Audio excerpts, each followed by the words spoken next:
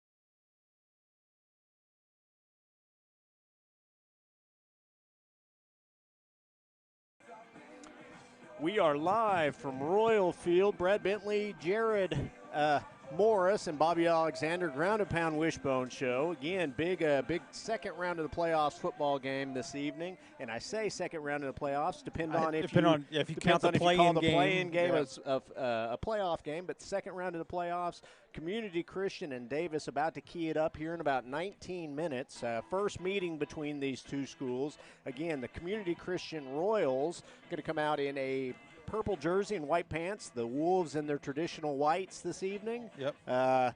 Looking forward to a big football game, Jared, Bobby, what do you guys expect to see tonight? Well, I heard Mr. Moore say this talking to the students earlier before we got on broadcast. These are two completely different style teams. Davis, a powerhouse run game for we all know that. We all know well. What we're going to see tonight on the opposite side is a team that likes to play from the shotgun. They like to spread the field. They like to throw the ball. You're going to see some big, tall guys. But I'm gonna bank on our physicality.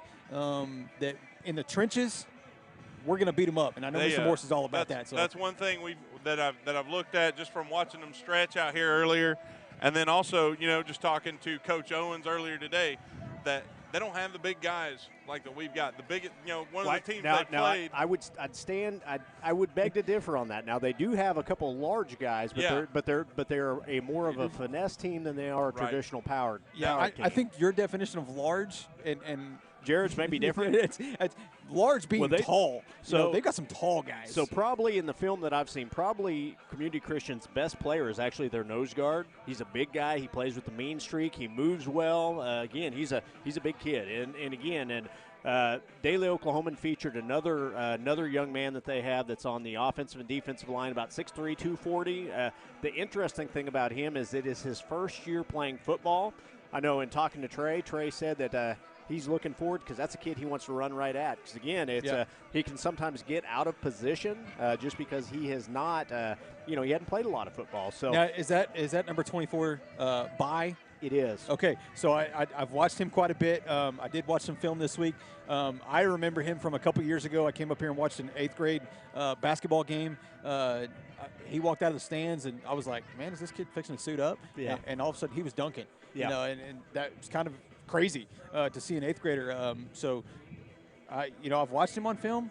I think we're going to be okay. I'm going to bank on our guys up front. Levi, Baxter, the luxurious locks, and And that was something that Coach Owens had said today is running out of that heavy set. Yeah, heavy set, and just hitting them in the mouth because they've got some size guys, but like our guys, big guys, it's probably one of the bigger lines they've played against. Yep. And as we were talking about it and thinking of the district they play in, probably the biggest guy they faced is that nose guard from Holdenville. Sure. Who's a big dude. He is a big dude. But that was it. I mean, he was the big guy. Well, we've got Gavin, Wyatt. We got some big guys on the line. Yep. And, Levi, we were talking about today, Levi's not super tall, but Levi plays big. Sure. And so, I mean, it's a hair. So, we're gonna try to punch him in the mouth. Well, I think it's going to be a really interesting game. I mean, offensively, they run a very sophisticated offense. I mean, I watched a lot of film, and they're running a lot of sets that you actually are watching OU run. They're running that guard tackle pull and throwing back to the opposite side. They're again a really, really sophisticated passing game. They throw the ball well. They run the ball well. Now, the question is, will they hold up against the run game? Because, again, we know what Davis wants to do. Yeah, Davis wants to pick up 4 yards a run. They want to eat 8 or 9 minutes off the clock every time, every possession. So we know what we want to do. I've said it all week. Our best defense against this offense is our offense. Sure it is. Keeping the ball out of their hands, long, slow, methodical drives, and just eating up clock. I don't know – how many fourth quarter games this Royals team has had to play. So that's the thing. I'll tell you, Bobby, they have played some because there's been 2 or 3, both against Purcell, against 2 or 3 where it came down to, it was a 6-point and under game. So they have had to play 4 quarters. Now, they've been able to come through with the wins in those scenarios. So, and again, this is you look at these two teams, we talked about how different they are. They couldn't. Historically, they couldn't be any different as well. This is CCS's 3rd playoff game all time, their first home playoff game ever. Right. So, again, you talk about a big game. It is a big game. Yeah, so you know they're going to be hyped up for the game. Sure they are. And you compare that against Davis. You know, Davis, this is their 108th. They have 108 wins in the playoffs. It's not their 108th game. They've got 108 wins. They played over 160 playoff games. Right. So, again, you know, this is a team that is played lots and lots of games deep into the playoffs. So, again, just couldn't be any more different from that standpoint. Beautiful field, beautiful stands. You know, watched the CCS when warming up earlier. Looked really good offensively. Really could throw the ball. Nice receivers. I think it's going to be a heck of a football game, and I can't wait. I do too. I think it's going to be an exciting game. A lot of people, you know, Davis is excited after a couple of kind of rough years. Now being in that, you know, what we're going to call the second round of the playoffs. Sure. Playing that good game against Millwood last year, but you know, coming up just a little bit short. Now we're into that second round of the playoffs, and really, you know, no. Depending on your definition of what round we're in, but our boys are looking at it, hey, we've got a playoff win. Now we're playing our second playoff game. We're hyped up. We're ready to go. We feel like we're back, you know, and now we want to keep moving forward. So another interesting statistic for you. The last time Davis lost a playoff game in the second round goes all the way back to the 38-41 Heritage Hall game in 1998. Wow. That's the last time Davis has lost in the second round on the road. I was a sophomore in high school. Yep. Hey, and that was a heck of a game. If you I know all my Davis fans that are out there, they remember Wes Welker kicking that stupid field goal to win. Yeah, that's one that haunts most Davis fans. Into the wind. Yes. Yeah. I remember watching that one live. And little known Wes Welker. Yeah, that was. I think that was Welker's on the junior little. year. He was a short dude. Yeah, he was a short dude. Yeah. Again, you know, Davis is a. I always have people ask how Davis does against the private schools, because again, this CCS is a private school, and again, this is kind of the rubber match. So Davis all time is 16-16-1 against private schools. Wow. Okay. So you know, and if you look at in the playoffs specifically, you know. In the playoff against privates, Cassia Hall were 1-3, Christian Heritage were 3-0, Heritage Hall were 3-1, Holland Hall were 1-0, Lincoln Christian 1-1, Mount St. Mary's 1-0, OCS 0-1, and Victory Christian 0-1, and that is just in the playoffs. Right. So guys, we have got about 12 minutes before kickoff. We need to run some commercials here. We're gonna get the pregame going. Pregame commercials for you guys. First thing, we got to shout out. This broadcast would not be possible without John Hale and Hale's Funeral Home. We want to thank him and really anybody. We've had other people come along and donate for things like to help make these broadcasts possible in these playoff games. So thank you to anybody and everybody, but a special shout out to John Hale and Hale's Funeral Home for tonight. Can't thank him enough, can we? Yeah, so again, absolutely. You're listening to the Howes broadcast, the Ground and Pound Wishbone Show. Again, about 12 minutes before kickoff, Brad Bentley, Jared Morris, and Bobby Alexander. We'll take a quick commercial break, and we will be back. Looking forward to this game.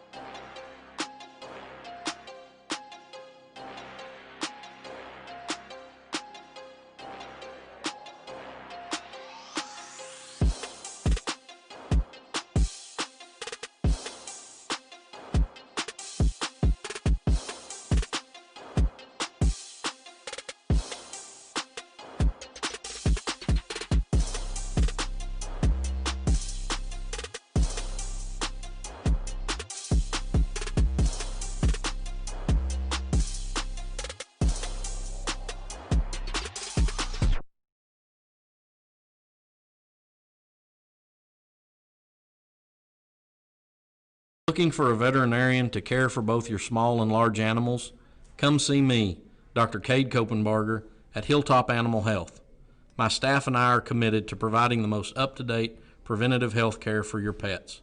We are one of the few veterinary practices in southern Oklahoma that is fully equipped to handle all of your livestock needs to help you achieve the greatest profitability for your livestock. We also do inside boarding for your pets with weekend drop-offs and dismissals. Come see me, Dr. Cade Kopenbarger, at Hilltop Animal Health in Davis.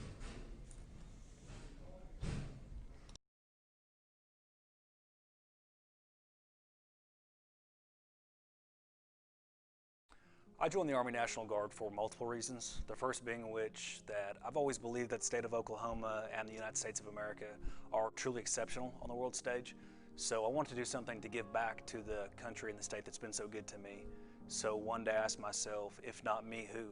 And if not now, when? So it was at that point I decided to enlist. And the second reason being, getting my education has always been very important to me. So after doing some studying, I found the Army National Guard's college benefits were far more competitive than anything else out there. So after graduating from the University of Oklahoma, I was able to leave my college career basically debt-free. Now that I work in recruiting, I get to see people's lives change for the better by the Army National Guard on a daily basis. And people enlist for different reasons. It could be the competitive college benefits we offer, it could be a part-time paycheck, the job training we offer, or even healthcare. But regardless of why someone enlists, the fact still remains that their part-time military service has served as a stepping stone to propel their future. Physical Therapy Central offers the best physical therapy care with 2 board-certified orthopedic specialists and 1 PT who is a certified concussion and vestibular specialist.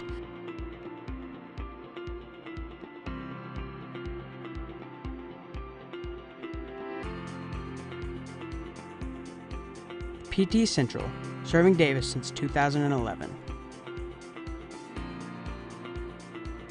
Let us get you back to work, back to play, back to life at Physical Therapy Central.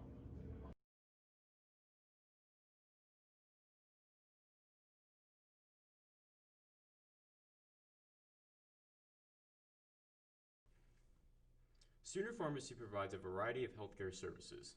We accept e-prescriptions and we also offer delivery services.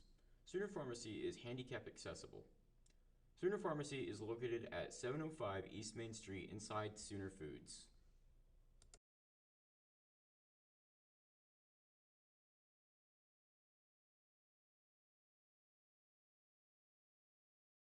Hey, look at this. I just got totally free checking at Vision Bank. Vision Bank has free checking? Totally free. And I got a free gift when I opened my account. No monthly service charge. No. Plus I have free bill pay, free online banking, and a free instant issue debit card. And it's all free? Yes. Plus they have 3 totally free account options and 2 of them pay interest. And they have it right here at Vision Bank? Yes, at all 8 Vision Bank locations. So totally free checking at Vision Bank. Now you've got it. Get all the details and start saving today with totally free checking at Vision Bank, member FDIC.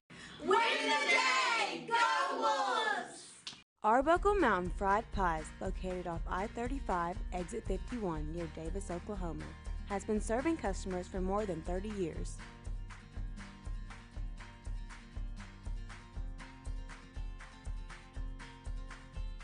All pie fillings are made fresh daily and stuffed inside the pie crust for a dessert unlike any other.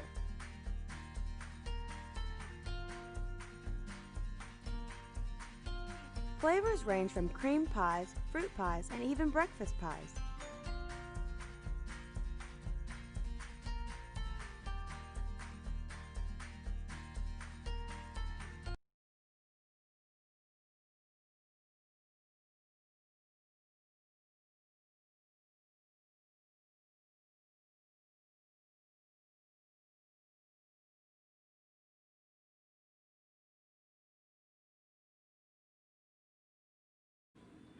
Call us first.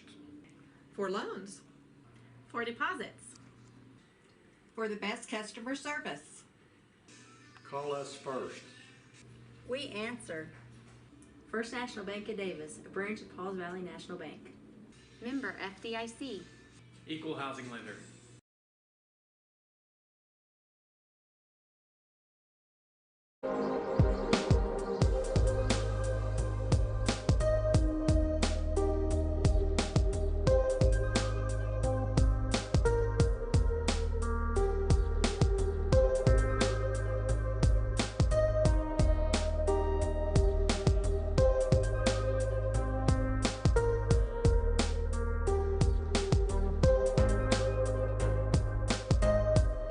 Jones Jewelry, watch repair and custom jewelry.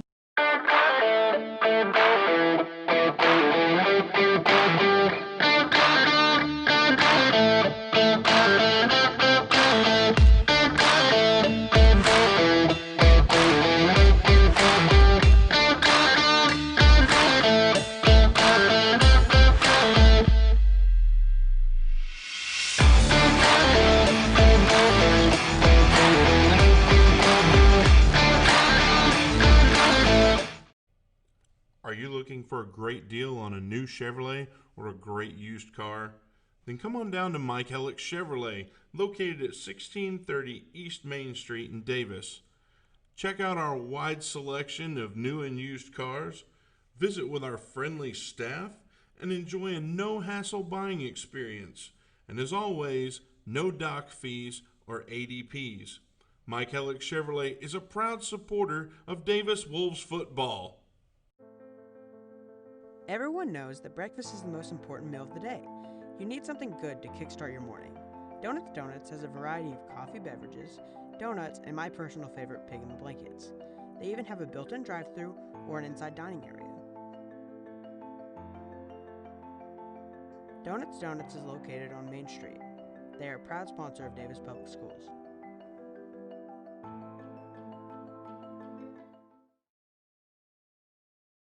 So we are back, 2:48 to go before kickoff. This big playoff game between the Community Christian Royals and the Davis Wolves.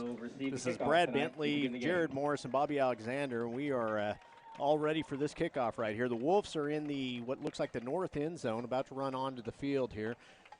Community Christian in the south end zone in the giant inflatable helmet waiting to come out here. So I like the helmet, Brad. I like the helmet too. It's cool. So Tanner Claxton, the captain this evening for the Wolves. Again, hope you guys are watching the broadcast, enjoying tonight's game. We're expecting a good one between these two teams. First meeting between these two teams. I know. We were talking about it a little bit in the pregame. I think, and you guys were talking about what we're going to be looking at, two different play styles. I'm looking for the physicality. I want to see the Wolves come out and hit them. I want to see them hit them hard and get started that way. So a little bit of a slow start last week in the playoff game, so we'll see how they come out this evening. I think they're, last week, I don't know. It just seemed like, I know everybody was glad to be in the playoffs and everything else, but there was almost this kind of sluggish thing to the week.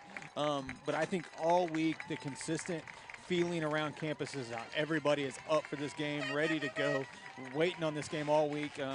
So I would like to see us come out. I think we're going to come out a little bit better this game, but we'll just have to wait and see. That's why we play the game, right? So here are the air horns. Apparently they don't realize air horns are a penalty in OSAA football. They are. They are.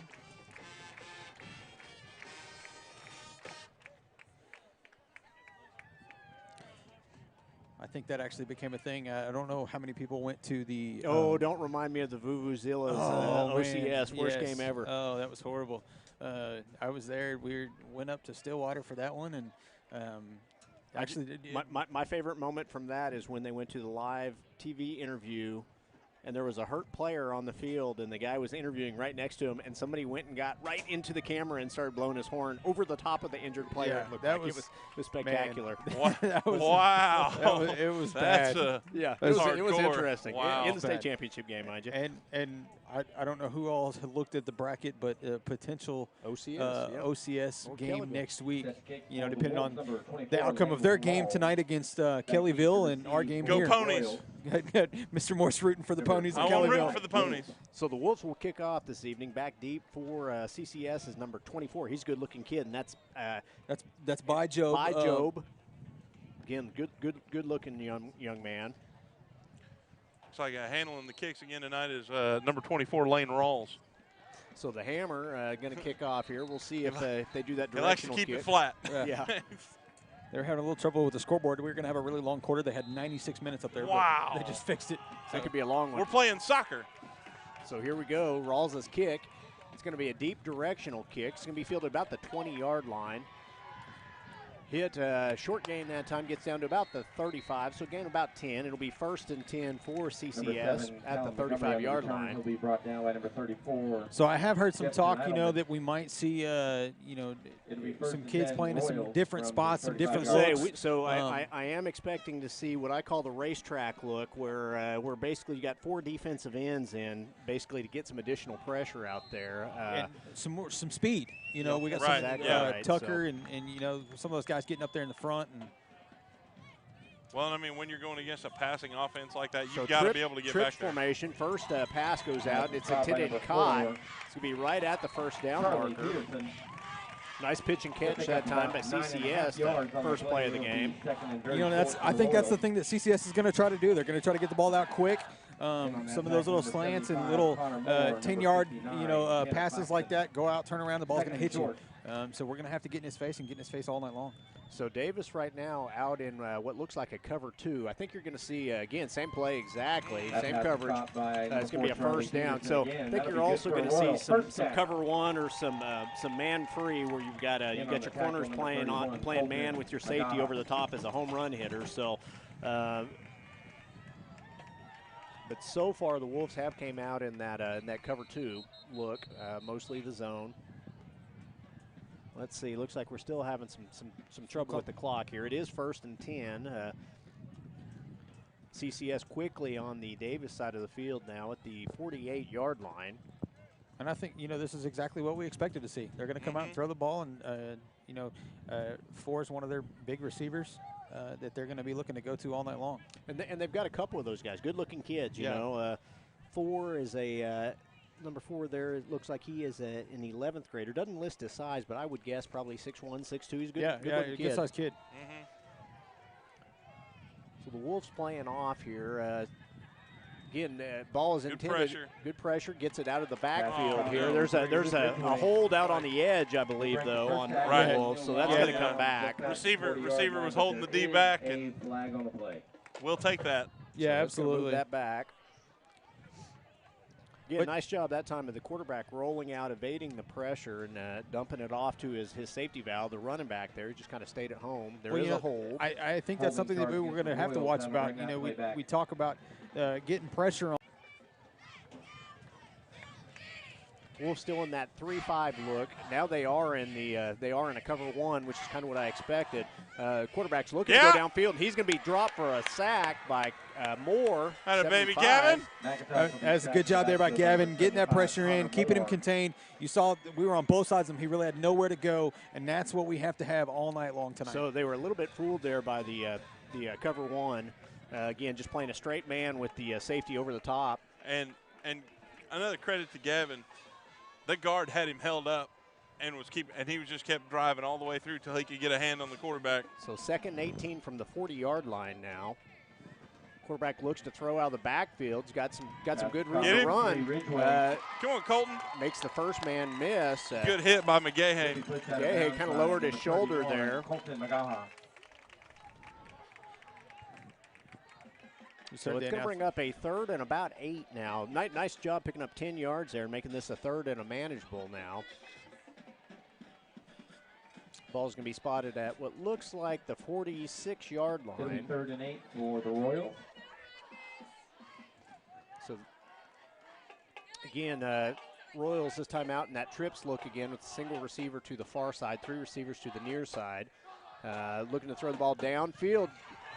Incomplete pass, and he had a little bit of room to run on that slant. Yeah, I think, he had a couple of steps, and I'm afraid to see what would have happened if he'd have caught that ball in stride. That would have been, and we were talking about it earlier before the game.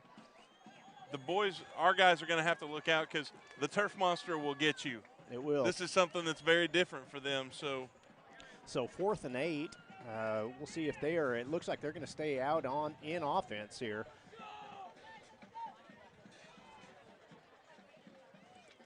They are going to go for it on 4th and 8. Ball is intended downfield. It is caught. He's right out. See where they spot him here. They're going to spot him fast, first down. That'd be good for a Royal first down. Gutsy call right there. Yeah. It was a good play. Nice pass. Tackle number 11, Colin Delaney. Colin Delaney in on the tackle there. It's going to bring up a 1st and 10 now for CCS at the 35-yard line.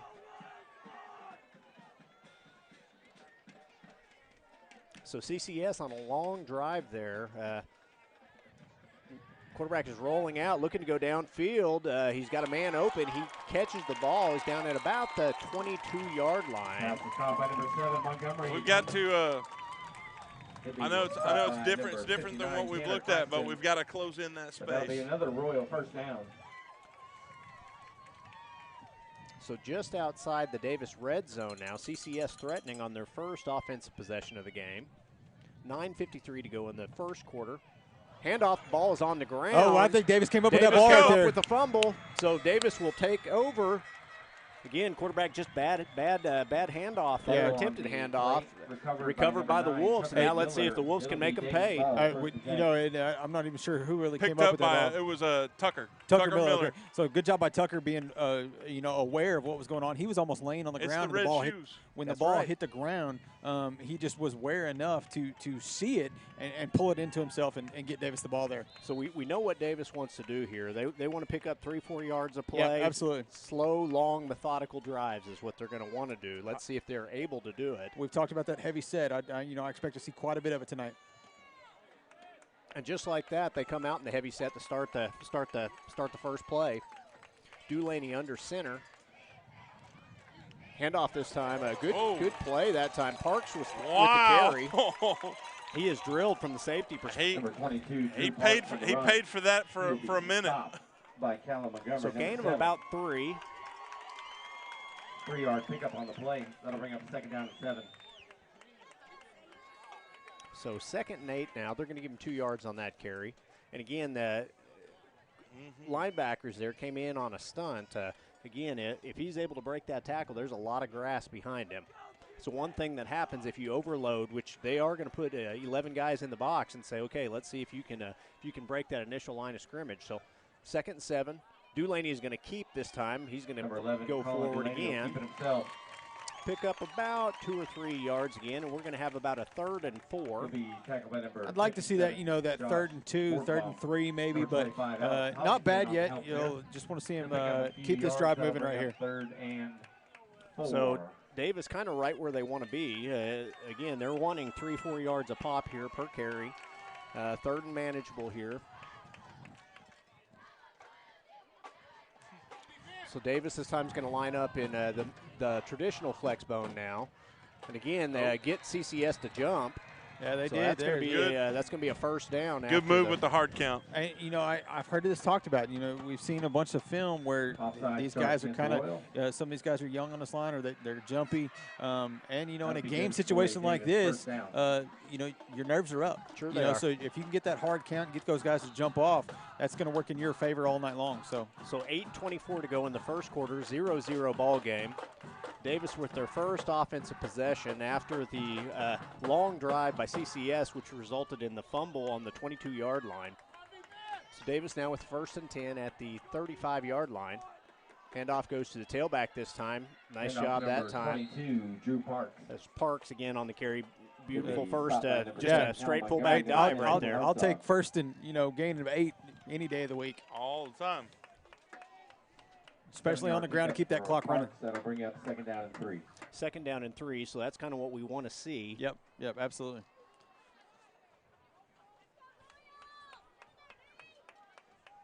And again, we talking to the Davis coaches this week. We know what they want to do. They just want to pound the entire game. Yep.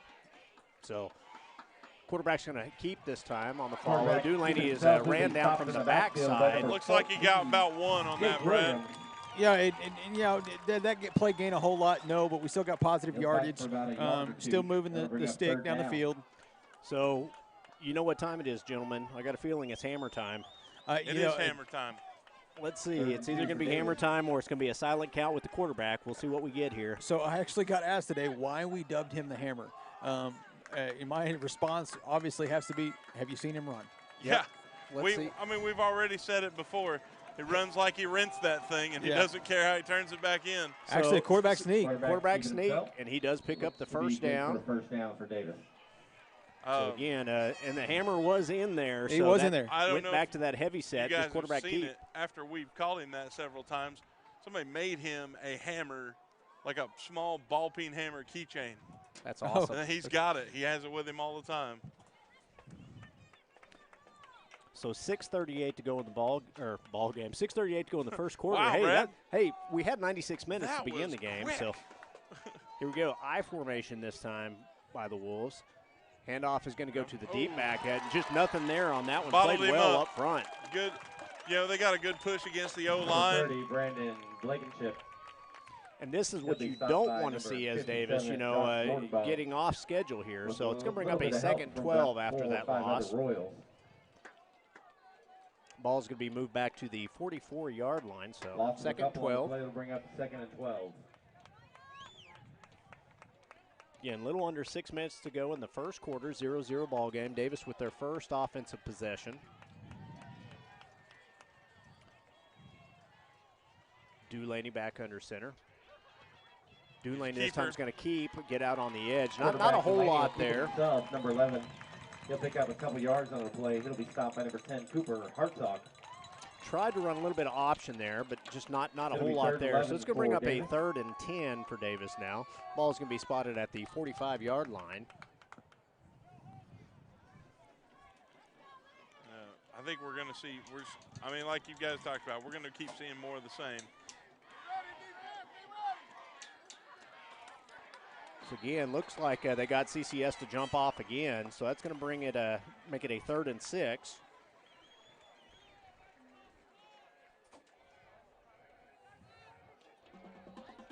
And yeah, that's something we'll take every day. That's discipline, and it's easy to get amped up about that.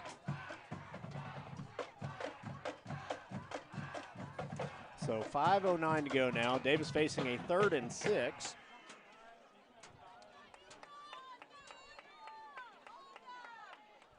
After the penalty Davis on the on the CCS side of the field now. About 5.5 yards.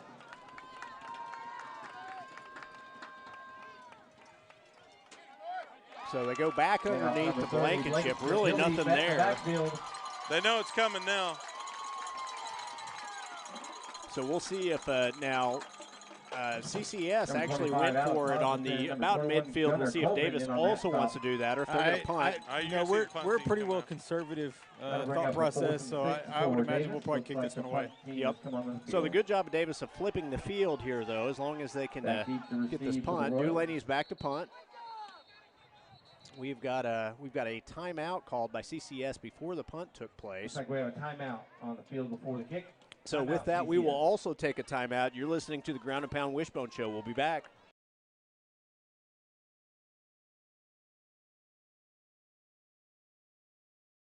Looking for a veterinarian to care for both your small and large animals? Come see me, Dr. Cade Kopenbarger, at Hilltop Animal Health. My staff and I are committed to providing the most up-to-date preventative health care for your pets. We are one of the few veterinary practices in southern Oklahoma that is fully equipped to handle all of your livestock needs to help you achieve the greatest profitability for your livestock. We also do inside boarding for your pets with weekend drop-offs and dismissals. Come see me, Dr. Cade Kopenbarger, at Hilltop Animal Health in Davis.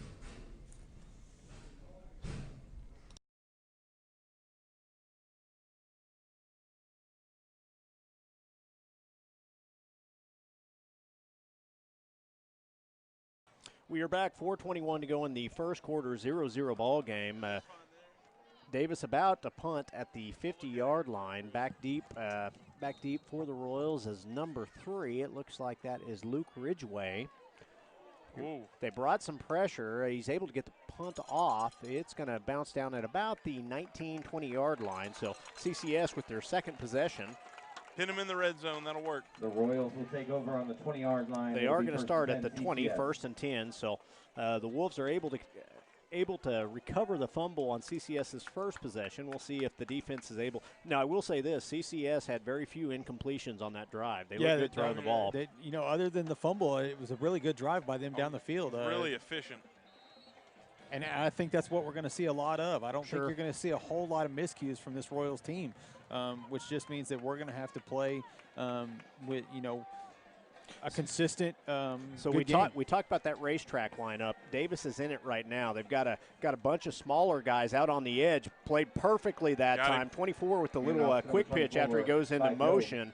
Met in the backfield again. That was a We got Gavin Moore, Lathan Dickinson, and Levi Baxter. I saw in there. Most of the D line was back behind there. Yeah. And Dickinson is actually playing some defensive tackle just to get more speed on there. Him and Moore both.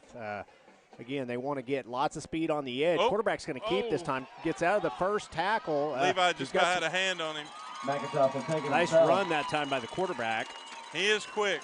He'll pick up about 20 yards on that play, and that'll be good for a Royal first down. So about 20 yards on that run by the quarterback. And again, it had an opportunity to get him in the backfield, but you got to bring that guy down. If you got to wrap him up right there. So 1st and 10 for the Royals now at the 38-yard line. Royals still really featured out of this trips formation with the single receiver now to the near side. That near receiver is 4, who's got the ball thrown to him a couple times, been targeted several times. It looks like we're thinking about going back to him. They're going to just dump it to the running back. That's the caught by number 7, Cal Montgomery. So running back there, one thing that I can tell you happens, our linebacker got a little too inside on that and overplayed it. He's going to have to stay a little wider on that and kind of cut that off. Yeah, you're going to have to stay home. Play your spot there. So 1st and 10 for the Royals now at the 50-yard line. Again, he kind of overplayed it a little bit, expecting the run, and just got hit in stride. So another fake. He's going to go back to him. There is a flag down on the play. Pass is incomplete. But let's see what the flag is.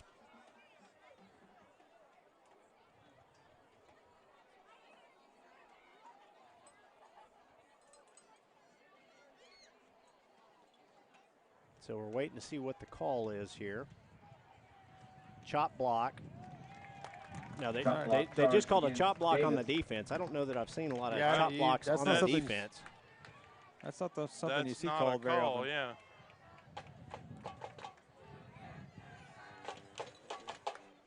You hear the fans out there saying you can't do that. Yeah. Literally, you can't do that. Yeah, I'm a little shocked by that. I don't know what we're calling. So 15-yard penalty there is going to be marked off, and CCS is going to be have the ball at the 35-yard line now, 1st and 10.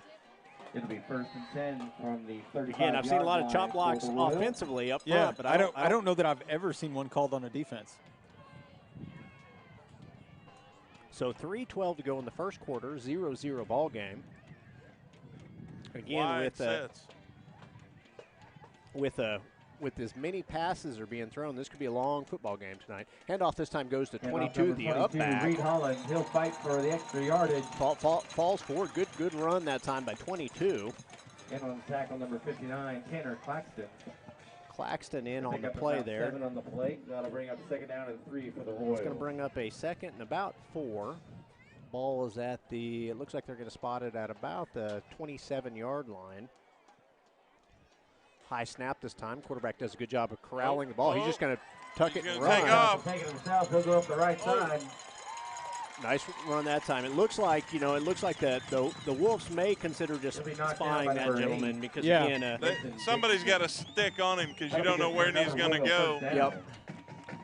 So 1st and 10 now for CCS. They are within the red zone. The ball's going to be spotted at what looks like the 12-yard line. 13-yard line. So we've got, let's see what the official is calling something going into the end zone here. Oh, it looks like maybe a ball went into the end zone. Kids playing on the sideline there. So CCS first and within the red zone of the Wolves for the first time after the nice first drive that resulted in the fumble. Kind of like to see history repeat itself right here. Yeah. So looking to throw the ball. Quarterback's going to tuck it again, and again got to get that guy down.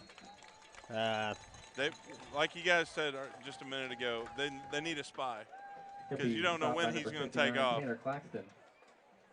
And you got to be careful when you do spy because that obviously that's going to release somebody else. It's going to give somebody a chance to get open. So, so it's going to bring up a 2nd down. Let's see where it's 2nd down and about 3. Ball's going to be spotted at what looks like I can't really tell from this angle, but I'd say about the 12-yard line, 11-yard line. Quarterback is just going to keep, and he is wide open for a touchdown. Walk in the end zone.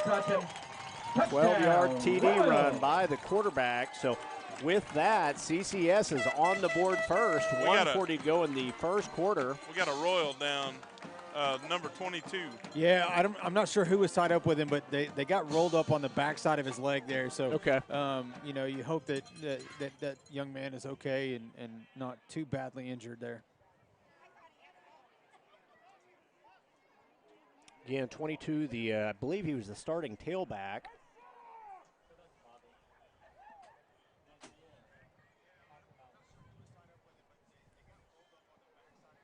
The Royals coach is pretty fired up. Yeah, he is angry, isn't he?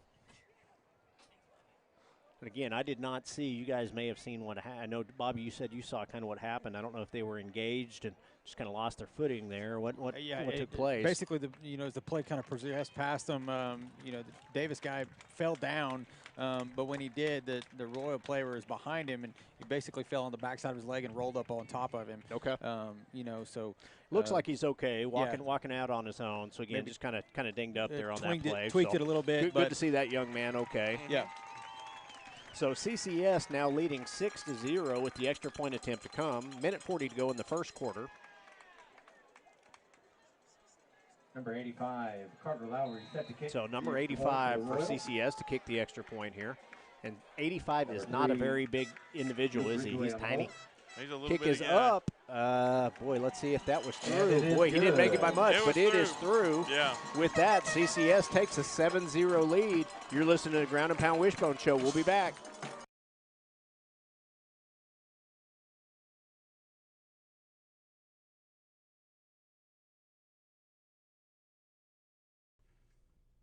Sooner Pharmacy provides a variety of healthcare services. We accept e-prescriptions and we also offer delivery services. Sooner Pharmacy is handicap accessible.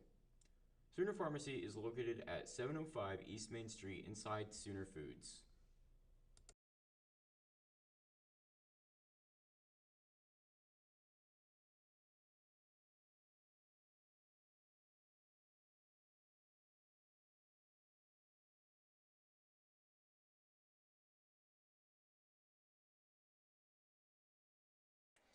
So we are back.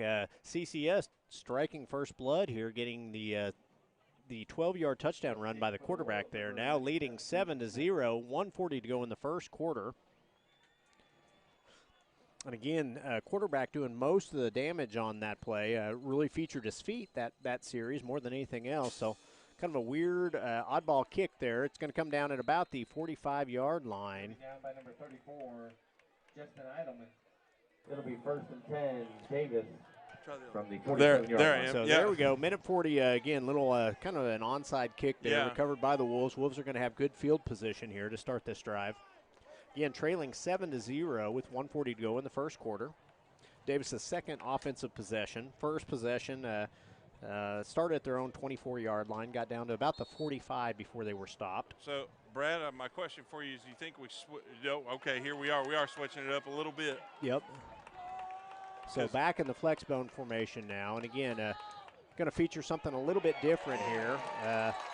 That time the handoff goes to Parks. Played well up front. And, you know, one of the things that I told you is probably their best player is their nose guard. That is actually a different kid than the one that I saw that was traditionally playing nose guard. But he did a good job of stuffing the Wolves on first down. So to bring up a 2nd and 10 from what looks like the 47-yard line. Now this is where, you know, we know where my preference lies. Sure. But a little play action pass.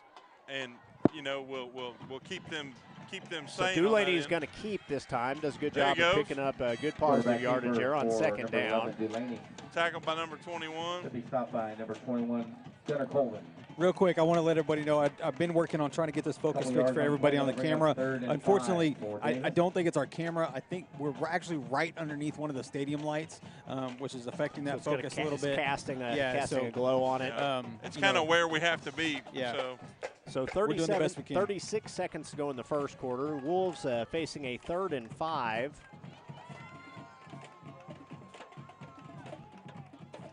Quarterback's going to keep out on the edge, pick up the first down. Good comes job, down to Dulaney. about the 39-yard line or 40-yard line where it looks like they're going to mark. That'll be good for a Davis first down. I did not like that spot, but still first down. first and 10 for Davis now at the 41-yard line on the CCS side of the field. So 20 seconds go in this first quarter. We'll see if the Wolves are going to get a playoff here before the end of the quarter. If you could actually see you can't see on the live stream, but we're kind of a split booth. Brad and Bobby are inside. I'm actually standing in the stands below the press box. We're going to hope that he survives the night. It'll be awesome. So Dulaney's going to keep on a straight follow behind Parks there. Picks up about 3 yards on that carry. And that's the end of the first quarter. So that is the end of the first quarter. Davis, 0. CCS Royals leading 7-0 after 1, but Davis driving here. Yeah, yes, they are up on the scoreboard 7-0, but right now it's not been horrible. I do think we need to, contain that quarterback a little bit better. We all saw that in that last, series. They didn't throw the ball as much as they did the first series, but that's because we were playing better coverage, but then he kind of took off on his own. Here on this offensive set, the line's getting a good push. We're switching it up a little bit. We're not just in the heavy set, and we're making progress. And I think we're hitting them and it's not wearing them down because we're only in the second quarter, but they're starting to feel that a little bit. Yeah, and that was actually, I know you mentioned that it was going to be a long game, but we're starting the second quarter. It's not even 7:30 yet. Yeah, that was a really fast, but you talk about the clock stops when the incomplete pass. They were complete passes. So I was going to say, and we ate a lot of plays or ate a lot of time off that clock on our offensive series too. Again, want to quickly shout out John Hale and Hale's Funeral Home for making this broadcast possible tonight. Thank you again to him and the funeral home service there in Davis, Oklahoma. So the Wolves facing a 2nd and 8. The ball is at the 38-yard line. So again, Wolves on the CCS side of the field for the second time this evening. Looking to put some points on the board. So Wolves back in the flex bone formation. Quarterback is in the shotgun. He's just going to follow behind number 22 Parks on a straight follow and picks up what he can. Good gain of about 3 yards on that run. Number 21 Gunnar Colvin. So it's going to bring up a 3rd and 4. Again, kind of where the Wolves want to be. Definitely in 4-down territory. 3rd and 4 for the Wolves. Ball's going to be spotted at the 35-yard line.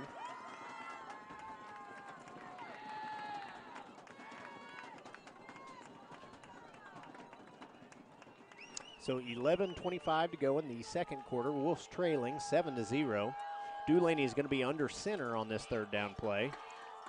He's going to follow again, just pick up another first down. There we go. And again, CCS has not shown so far that they can stop that power set.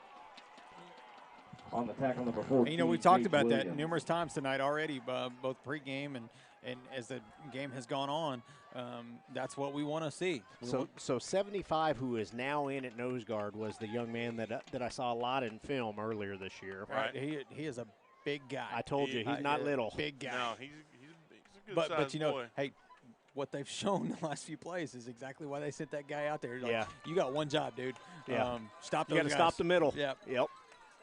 So the Wolves facing a 1st and 10 now at the 30-yard line. Again, Wolves now motion over into a heavy set. Wolves are going to ball's on the ground. CCS recovers.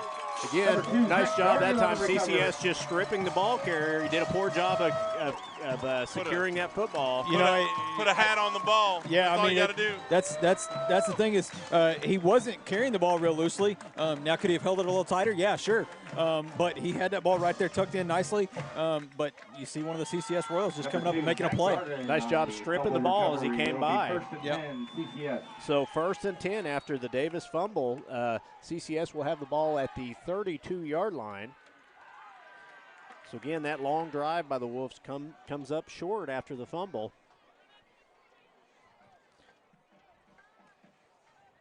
Quarterback is going to keep again, and he has got room to run. He is out in the open field. Whoa. And again, I think at this point I've seen enough. I'm ready to spy the guy. Yeah, absolutely. That was, just a design read option play. He read that linebacker and just took off into open space. So Tanner Claxton came up from behind, finally ran him down.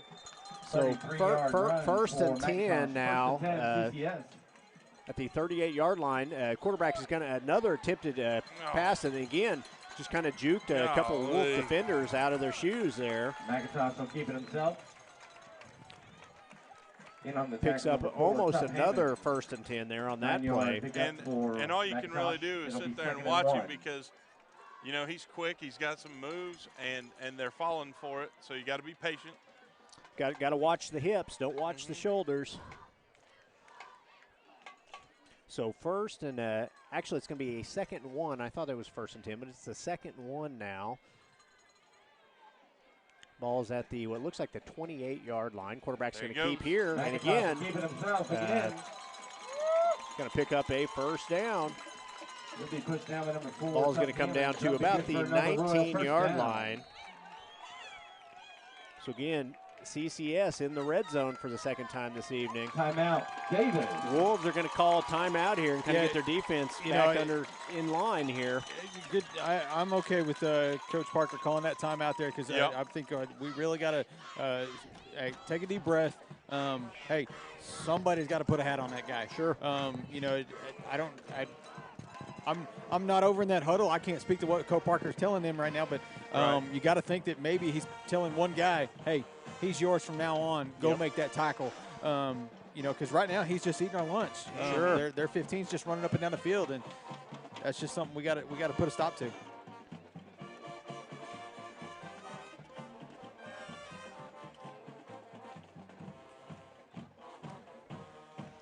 So 10:06 to go in the 2nd quarter. CCS threatening, leading 7-0. They're now within at the Davis 19-yard line, 1st and 10. Quick shout out to the 279 people who are watching. I was about to say, when I checked, it was 268. So yeah, we got 279, and I know we've got some Royals fans joining in and awesome. Watching with us. So glad to have you guys along with us. I know I got some people in Ponca City, Houston, and Arlington all watching tonight too. So empty backfield this time. Quarterback in the shotgun, 5 wide. He's going to put the ball up in the air. Ball is short. It's going to be incomplete. Just didn't have enough on that. Pass by McIntosh, intended for number 3, Luke Ridgway, incomplete. So incomplete pass is going to bring up a 2nd and 10 from the 19-yard line. That play, that's a hard pass to complete. He went back across the field. Across the field. That's a tough completion, but a good, nice throw. Just didn't quite have enough on it.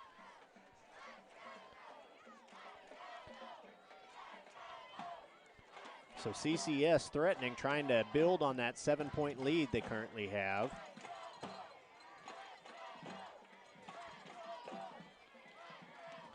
CCS going to keep, quarterback's going to keep this time, and again, you know, that time I think he actually was spied. He just beat Claxton, unfortunately.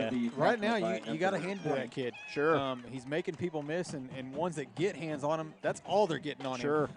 And he's just continuing to have a day so far. So 1st and goal from the 4-yard line here. Handoff goes to 22. 22 is going to get close to the end zone. Let's see. They're going to mark him down about the 1-yard line on the far side over there.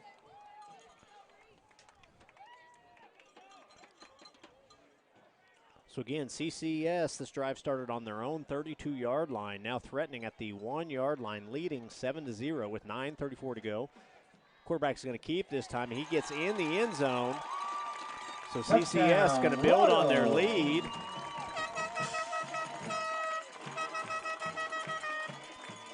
So 9:29 to go in the 2nd quarter. CCS now leading 13-0 with the extra point to come. 1-yard touchdown run for McIntosh. That's his 2nd of the game. Carter Lowry set to kick the extra point. Kick is up. And let's see, that kick is good. It's good. So with that, CCS now leads 14-0. We're going to take a quick break. You're listening to the Howells broadcast of the Ground and Pound Wishbone Show. We'll be back.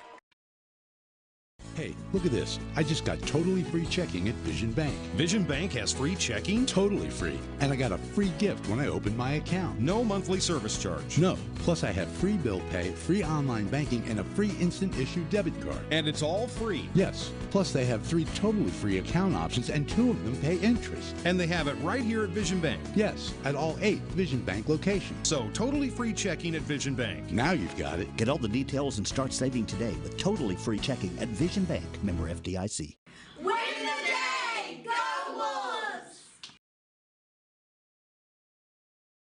So we are back. CCS with the 14-0 lead. 9:29 to go in the second quarter.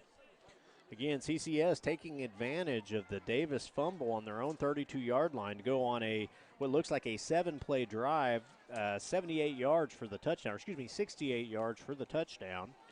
So again, the Wolves here, let's see if they can come out with some offense. Now, that last offensive series, they had a pretty good series going before the fumble. Yeah, I kind of want to see the same thing. If we were making a slow, methodical drive down the field, I'd like to see that, use up most of this clock and go into halftime. Another onside kick. This time is fielded. Well, you don't see many onsides kick dead straight. And they that close. was a good kick. Played very well by Tanner Claxton there. It was a good job by Tanner to get in there and snag that ball because, man, they were on it. They were coming, yeah. So the Wolves, another good field position here.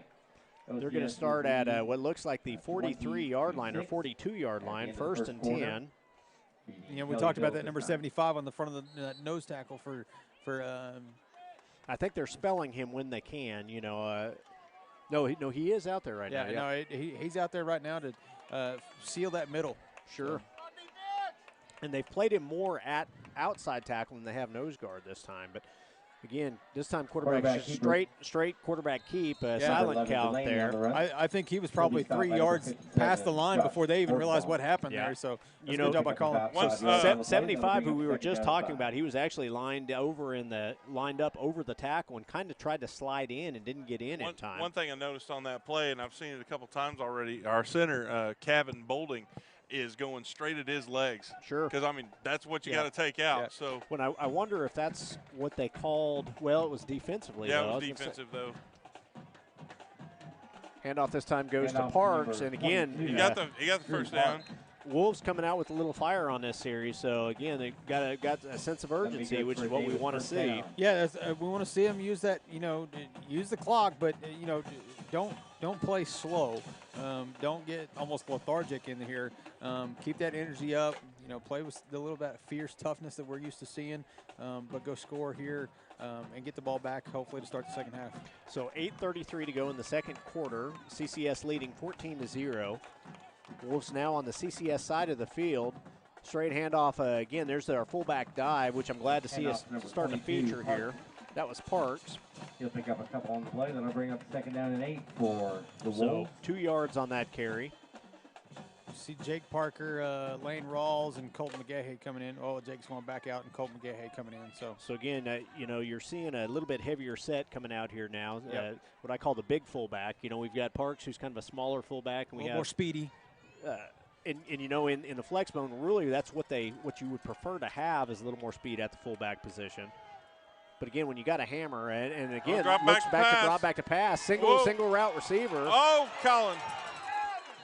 I don't know. Let's see what we call here. It was a pass intended downfield. Well, I think they're going to say he was trying to throw that and almost intentional grounding. So I wonder, if they're going to say he was trying to go and it was interfered with. The officials are going to meet downfield, or they're going to meet midfield here. I don't know if they're going to call intentional grounding. It did look like it might be intentional grounding, to be quite honest with you. But I would be shocked if they didn't call it here, but we'll see. Because, I mean, to me personally, it looked like he was interfered with, like he might have been trying to throw it somewhere.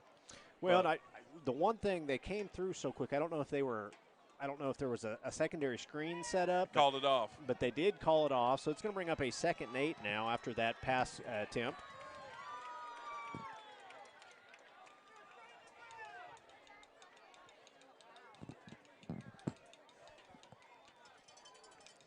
It'll be an incomplete pass. It's getting chippy out here now. It is getting chippy. It is getting chippy. You're more than welcome to come back in here and join us anytime, Mr. Morris. So 3rd and 8. Doolane looks to run down the field there. He's going to keep himself. I couldn't tell there if they got to grab a hold of his face mask is what it kind of looked like. Across the field, it looked like they got a finger in his face mask. It looked that way from here. No gain on the play. It'll bring 4th down and 8. No gain, so it's going to bring up a 4th and 8. Punt team is back out on the field. Which I think is still probably the right call. I think we're still a little too far from. So Dulane's punt. It's going to hit. It's going to kind of, nice roll there. It's going to come down to about the 11-yard line. So CCS will take over at the 11. So 7:04 to go in the first half. I would like to take a moment to thank and recognize. So it's been all CCS here in the first half. They're playing sound football right now. They are. A lot of completions. Very few drop passes. When the quarterback is not able to make a pass, he's taking off down the field. Jim and Lisa Photography. Obviously, you're seeing what's got them this far. Yep, sure. One of the chief reasons the CCS football program. And CCS is a quality team. We knew that going in. At the highest level. So let's give them all a big Royals round of applause. So and again, back in the spread look, this time actually they've got a trips formation, single receiver to the far side, 3 receivers to the near side. He's going to go to the single receiver side, and incomplete. Good pass, just an incomplete pass. I'm going to take credit for that one and say that I kind of jinxed that because I said they hadn't had many drop passes, so I'm going to go and say it again. Right? We'll give it to you. And that young man was open. It was a good pass, good kind of hit him in the breadbasket and was dropped. It's going to bring up a 2nd and 10.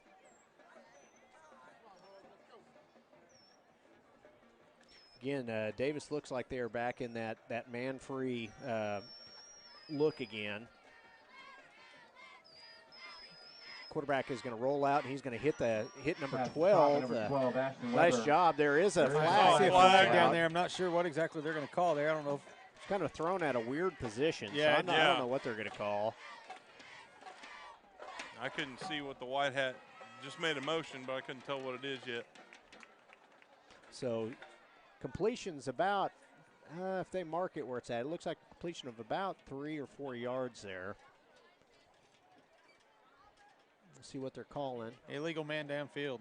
Legal man downfield. We'll take that. So it's going to move them back a little bit here. Ineligible. That's the one thing about when you try and get a little too sophisticated. Sometimes those linemen. You want to get a little bit of a head start. We like to wander sometimes. You see those guys come off those blocks a little too quick, So it's going to bring up a 2nd and long now, about 2nd and 15. That'll bring up 2nd down and 15. So 2nd down and 18 actually, or 2nd down and 15. That is correct.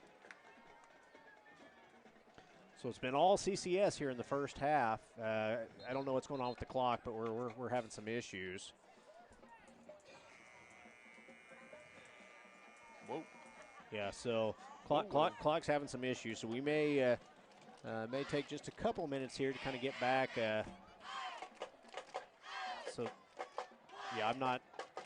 I'm kind of at a loss for words.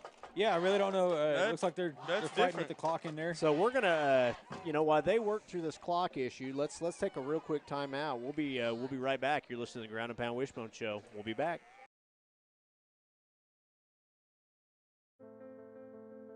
Everyone knows that breakfast is the most important meal of the day. You need something good to kickstart your morning. Donuts has a variety of coffee beverages, donuts, and my personal favorite, pig in the blankets. They even have a built-in drive-thru or an inside dining area. Donuts is located on Main Street. They are a proud sponsor of Davis Public Schools.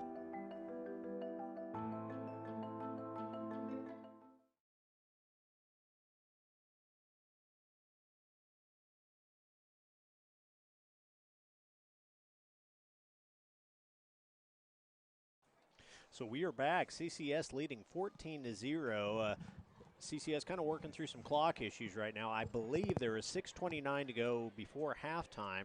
CCS got all the way back. It looks like at their own. What do you think that is, Bobby? Trying to see. It's not the easiest place to see. At the 11-yard line? Yeah, 11, 12-yard line right in there somewhere. So I did just get a text, and you guys will appreciate this. What's that? Todd Barnett just texted me and said if him and Shane were up here, they wouldn't be having these clock issues. I will actually second that statement. I would agree with that. Todd, I appreciate that. That did bring a chuckle when I received it. So we do need Todd. If you're close, Todd, come on over. We'll put you in charge. Yeah, I wonder if he's actually sitting at home watching this. I would assume he is because he's texting you. But yep. So Just second an update, 15. ladies and gentlemen, the officials would like us to not use the score clock until halftime, so they will keep the clock and the time on the field. Okay, so we are going to. Hopefully, we can get this resolved. The score clock is not going to. The officials are going to keep the clock here the remainder of the first half. So we are going to try and tell you where it's at, but this we'll will try be to tell difficult. you, but it is going to be difficult for any of us to keep the clock. So second and 15 for CCS, back within at the own 12-yard line. Deep drop. Quarterback's dropping back to pass. He is Yeah! at about the 1-yard line. That there was we a go. great job there. I'm trying to see that number. That looks like number 9, Tucker Miller. Tucker Miller in there. By number 9. So again, nice job that time. That was a kind of a slow developing play. Tucker was able to come off the edge. Looked like the quarterback was looking downfield quite a bit. It looked like a coverage sack to me. Yeah, I would agree. And Tucker in that racetrack look where you got a couple extra defensive ends out there that normally play outside linebackers. So. Hey, Todd did let me know that he's texting me from the hot tub. So he is on the hot tub watching. So nice. There you go. That's weird. Okay, whatever. appreciate that. That's a visual picture. I'm going to be haunted by, but that's okay. Yeah. Just the same. Have fun, appreciate it, Todd. So again, CCS is going to go from their own end zone. They're going to call a timeout right there. We've got a timeout by CCS, so with that, we will also take a timeout. This is Brad Bentley, Jared Morris, and Bobby Alexander. Ground and Pound Wishbone Show. We'll be back. Physical Therapy Central offers the best physical therapy care with 2 board-certified orthopedic specialists and 1 PT who is a certified concussion and vestibular specialist.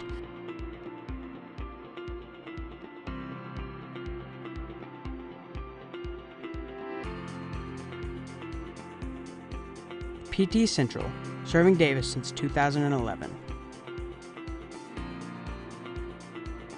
Let us get you back to work, back to play, back to life at Physical Therapy Central.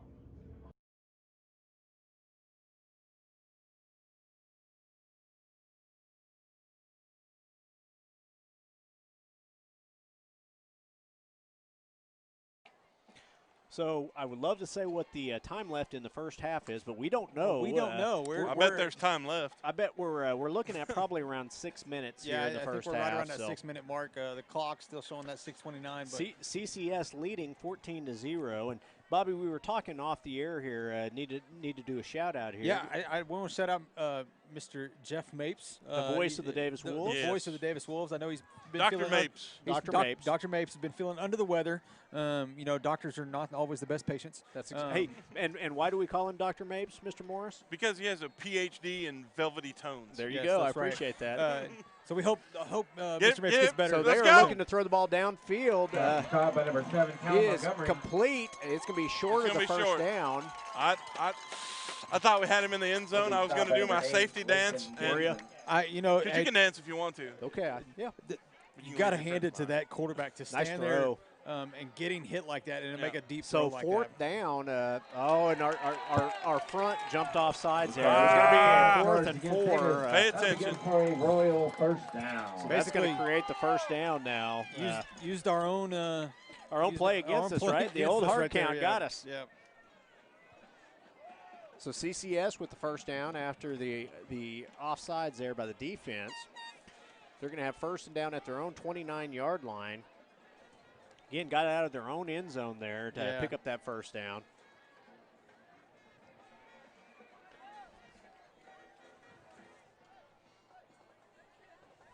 So again, we are just going to have to guess on the time in the first half here, but we would guess there's probably about 5:45 to go in the first half.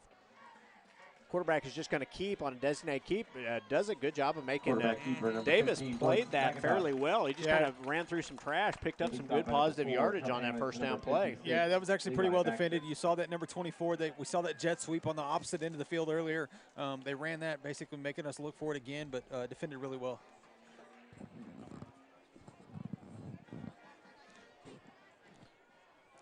So CCS now facing a 2nd and about 5 from the 35-yard line. It'll be 2nd and 4. So still don't have an update on the clock here. So I know that they're planning on the clock being off until after halftime. Nice job, nice catch that time by number 12 for CCS. Picks up the first down. That'd be good for a Royal first down.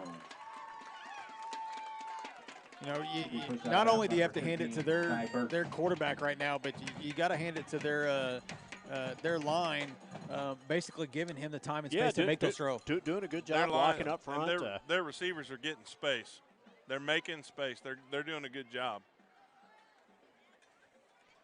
Quarterback keeps this time. Keeping himself. He'll pick up about. Now I will say this, you know, he kind of had that ball out there a little bit. You know, that's something we're going to have to watch because that's a strip opportunity. Put a hand on it. When you get, get overconfident, kind of get lackadaisical the way you're carrying the ball, gives us opportunities there. 2nd and 7 now. Quarterback drops back. He's going to throw the ball downfield. Good Pass coverage. is intended for 12. Covered pretty well that time by job, Cody Caraway. Good job by Cody Caraway going up, knocking that ball out. I'm pretty sure that number 12 had the ball in his hands. The flowing mane. The flowing mane of Cody Caraway. So nice little slant route there. Caraway played it well and comes up with a stop. It's going to bring up a 3rd and 7. Again, at the 48-yard line is where CCS is currently at. Quarterback drops back to throw. Wolves trying to get some coverage. See, that time we actually did have a spy. Brought down by Drew Parks. I'd like to see that spy a little bit closer. That spy was a little too far back. Well, he's trying to cover that zone and Parks is down down at the same time. Drew Parks is down on the field. Parks is down. He was the man in coverage on that play. So he's favoring that knee. Yeah, and he's had some knee problems over the last I was going to say that knee is couple years. Yeah. Hopefully Drew is okay and just banged up a little bit, but we'll have to wait and see. So CCS leading 14-0. Again, clock in the first half. Again, we don't know exactly where that resides, but I would say around 4 minutes to go before halftime. Yeah. While we got just a little minute while they check on. Let's see some updates on some scores, right? Yeah, that's right. So in 2A, of course, the winner of this game will get the winner of the Kellyville OCS game right now, which is actually a really good game. It's 20-14 with 6 minutes to go in the second quarter. Hey, so if you guys would like some humor, so you know how it is when we're broadcasting, we always get 4 or 5 different text messages. So right after I got the text message from Todd, I got one that said, watching it from the hot tub. I thought that was also from Todd. That wasn't from Todd. Todd is not watching from the hot tub. So Todd is not. That was actually our own statistician, Boyd Fulton. Oh, okay. So who was watching from the hot tub. So, all right. So Todd, I apologize about that. You're not watching from the hot tub, but you could be, I guess, if you want to. So a couple of other scores, in district, Frederick playing Christian Heritage at home. They are up 14-7. Marlowe and Bethel, of course, at Marlowe. Marlowe is up 21-7. So Parks is getting helped off the field, but he's pretty gingerly on that knee. That right knee, yep.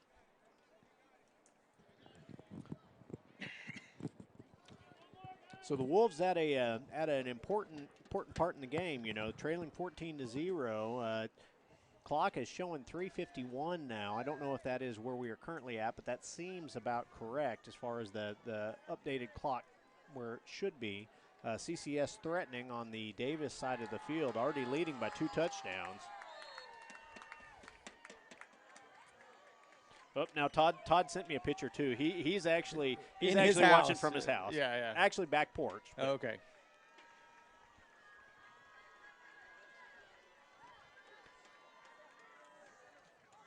So CCS, again, looking to go downfield to 12.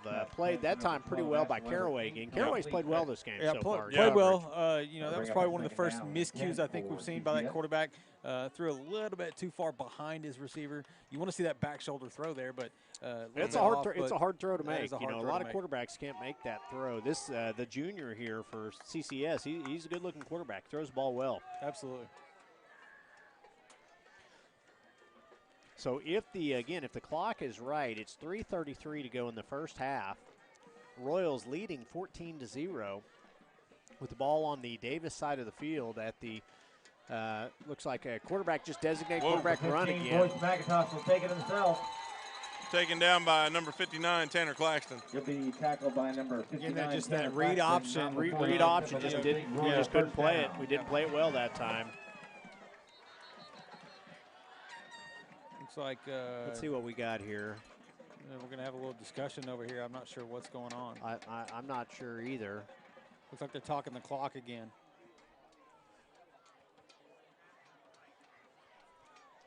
So anyway it works, it's going to bring up a 1st and 10 for CCS at the 25-yard line. Looks like they're saying kill the clock again. Yeah. So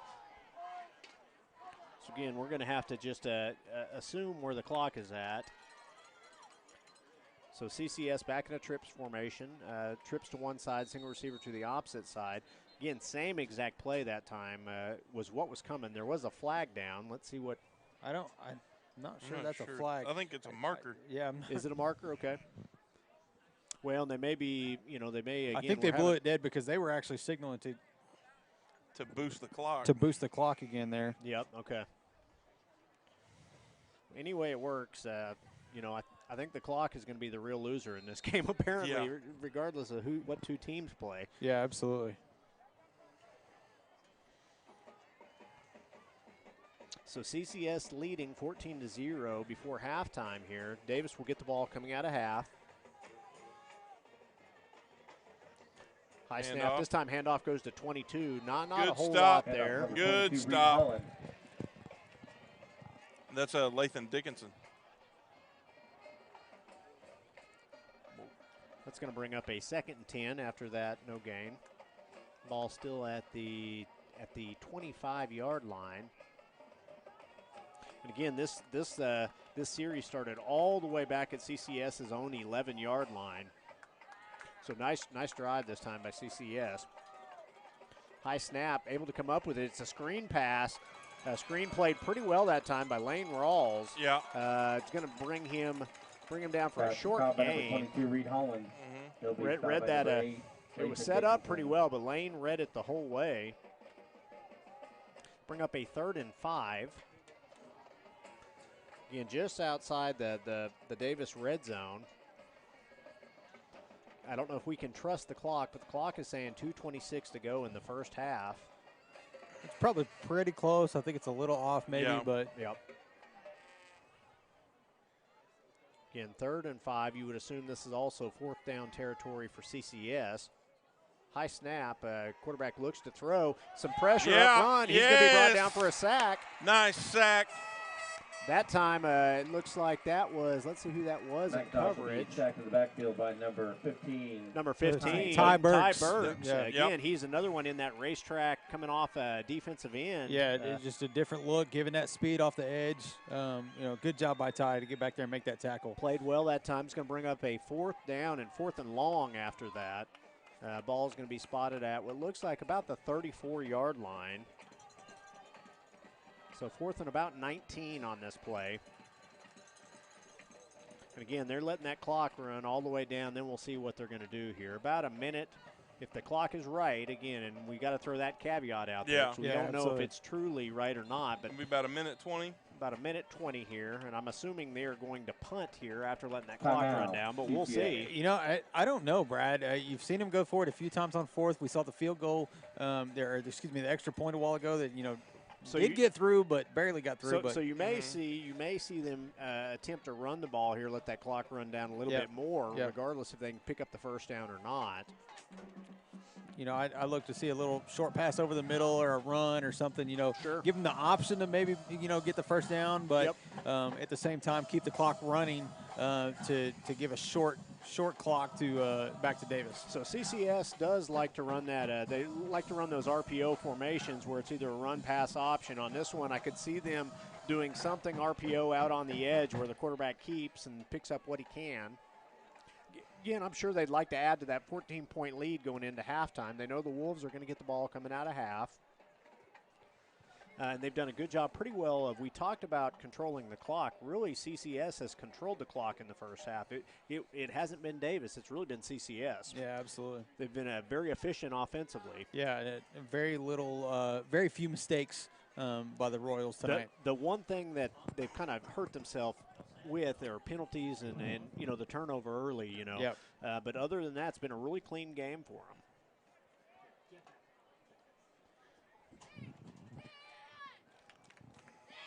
Real quick, just a score for those of you back in Murray County. Sulphur actually at home, down 22-7. 22-7 to Anadarko. Anadarko, yep.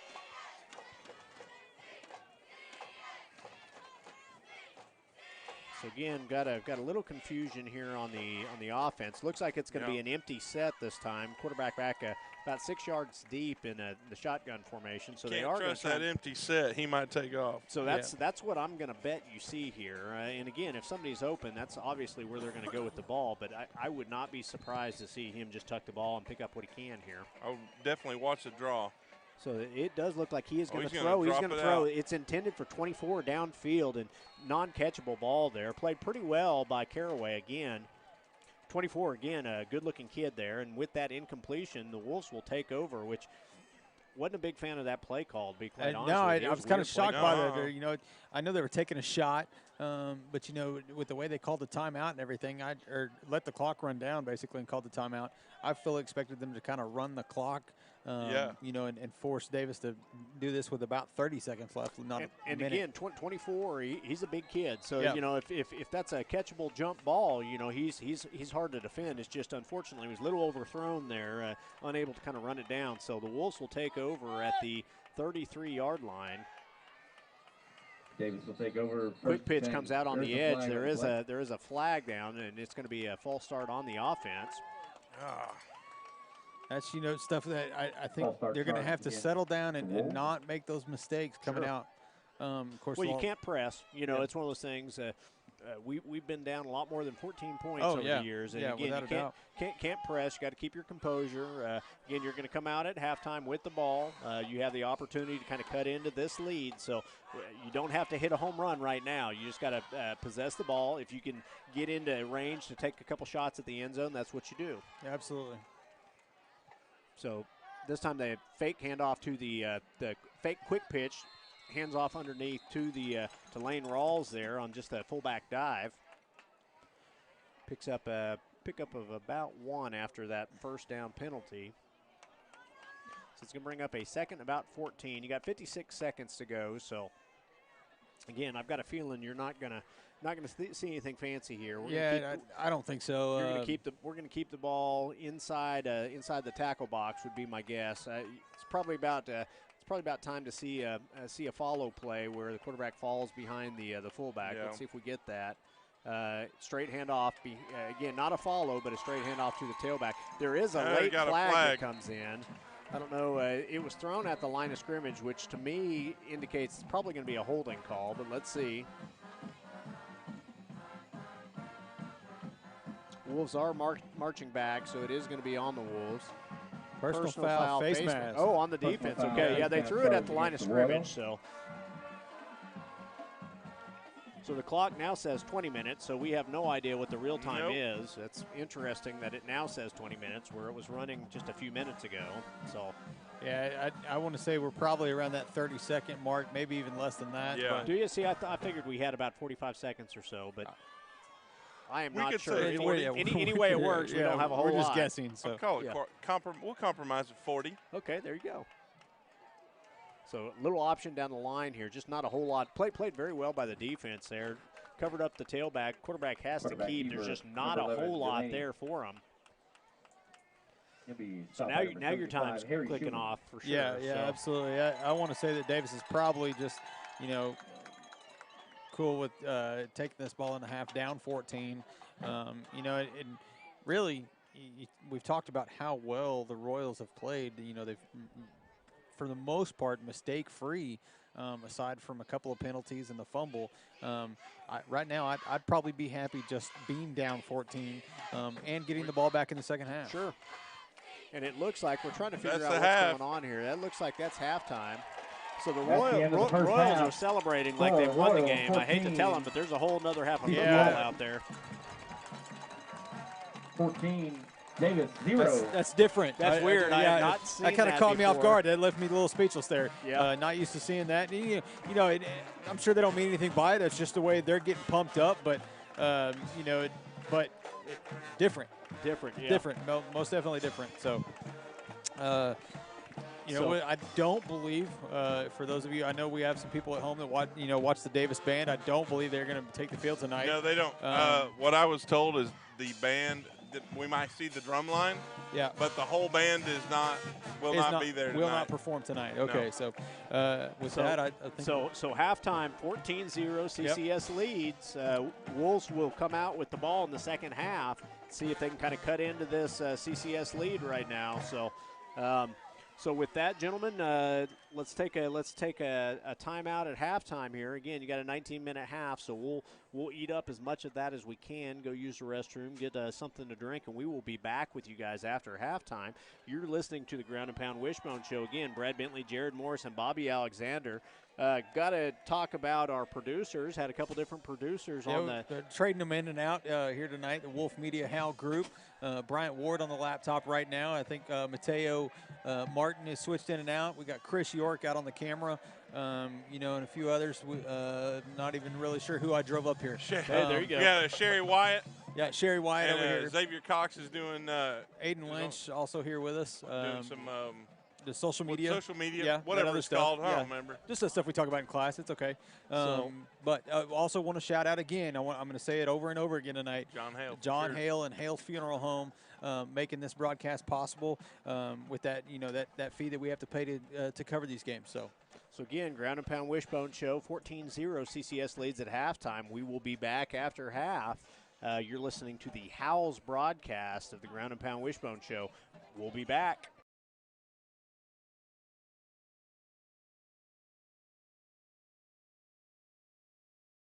Looking for a veterinarian to care for both your small and large animals? Come see me, Dr. Cade Kopenbarger, at Hilltop Animal Health. My staff and I are committed to providing the most up-to-date preventative health care for your pets. We are one of the few veterinary practices in southern Oklahoma that is fully equipped to handle all of your livestock needs to help you achieve the greatest profitability for your livestock. We also do inside boarding for your pets with weekend drop-offs and dismissals. Come see me, Dr. Cade Kopenbarger, at Hilltop Animal Health in Davis.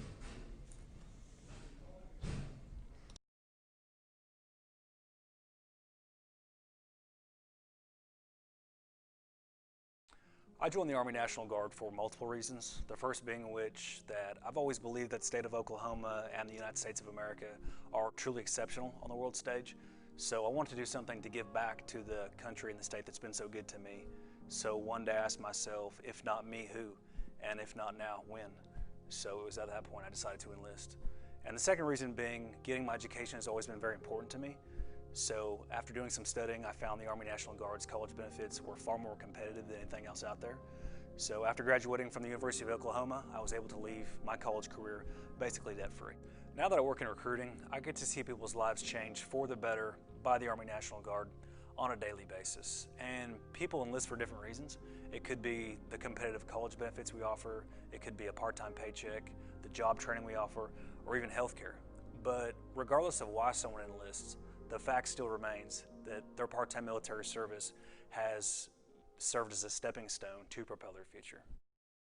Physical Therapy Central offers the best physical therapy care with 2 board-certified orthopedic specialists and 1 PT who is a certified concussion and vestibular specialist.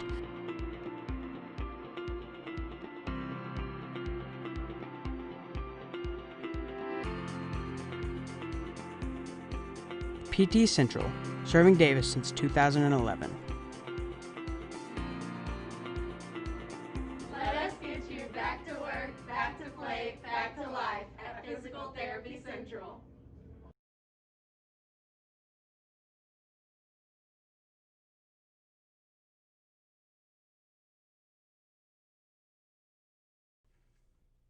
Sooner Pharmacy provides a variety of healthcare services. We accept e-prescriptions and we also offer delivery services. Sooner Pharmacy is handicap accessible. Sooner Pharmacy is located at 705 East Main Street inside Sooner Foods.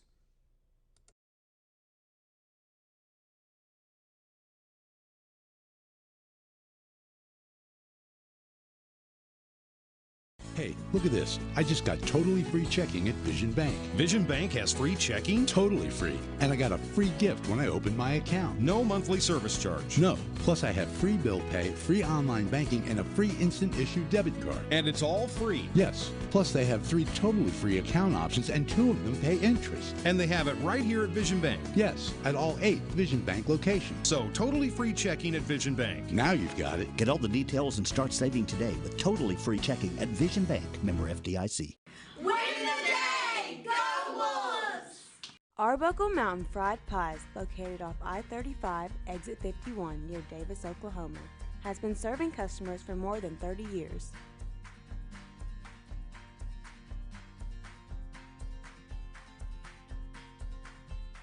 All pie fillings are made fresh daily and stuffed inside the pie crust for a dessert unlike any other.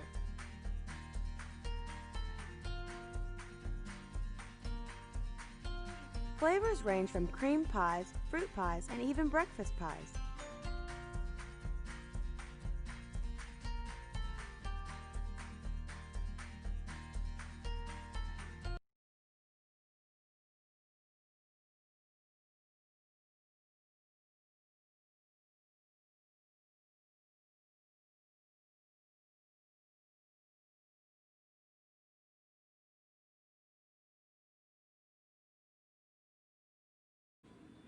Call us first. For loans. For deposits. For the best customer service. Call us first. We answer. First National Bank of Davis, a branch of Pauls Valley National Bank. Member FDIC. Equal housing lender.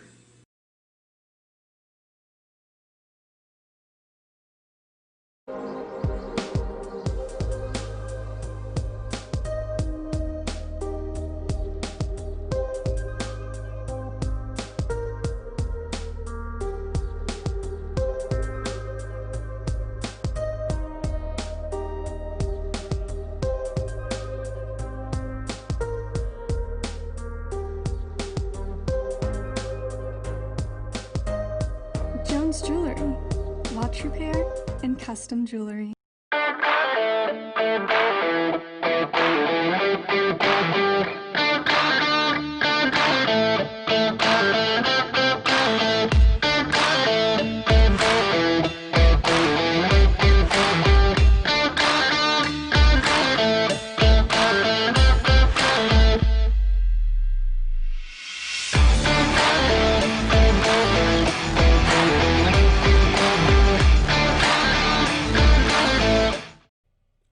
Are you looking for a great deal on a new Chevrolet or a great used car? Then come on down to Mike Hellick Chevrolet, located at 1630 East Main Street in Davis. Check out our wide selection of new and used cars, visit with our friendly staff, and enjoy a no-hassle buying experience. And as always, no dock fees or ADPs. Mike Hellick Chevrolet is a proud supporter of Davis Wolves football. Everyone knows that breakfast is the most important meal of the day. You need something good to kickstart your morning. Donuts has a variety of coffee beverages, donuts, and my personal favorite, pig in the blankets. They even have a built-in drive-thru or an inside dining area. Donuts is located on Main Street. They are a proud sponsor of Davis Public Schools.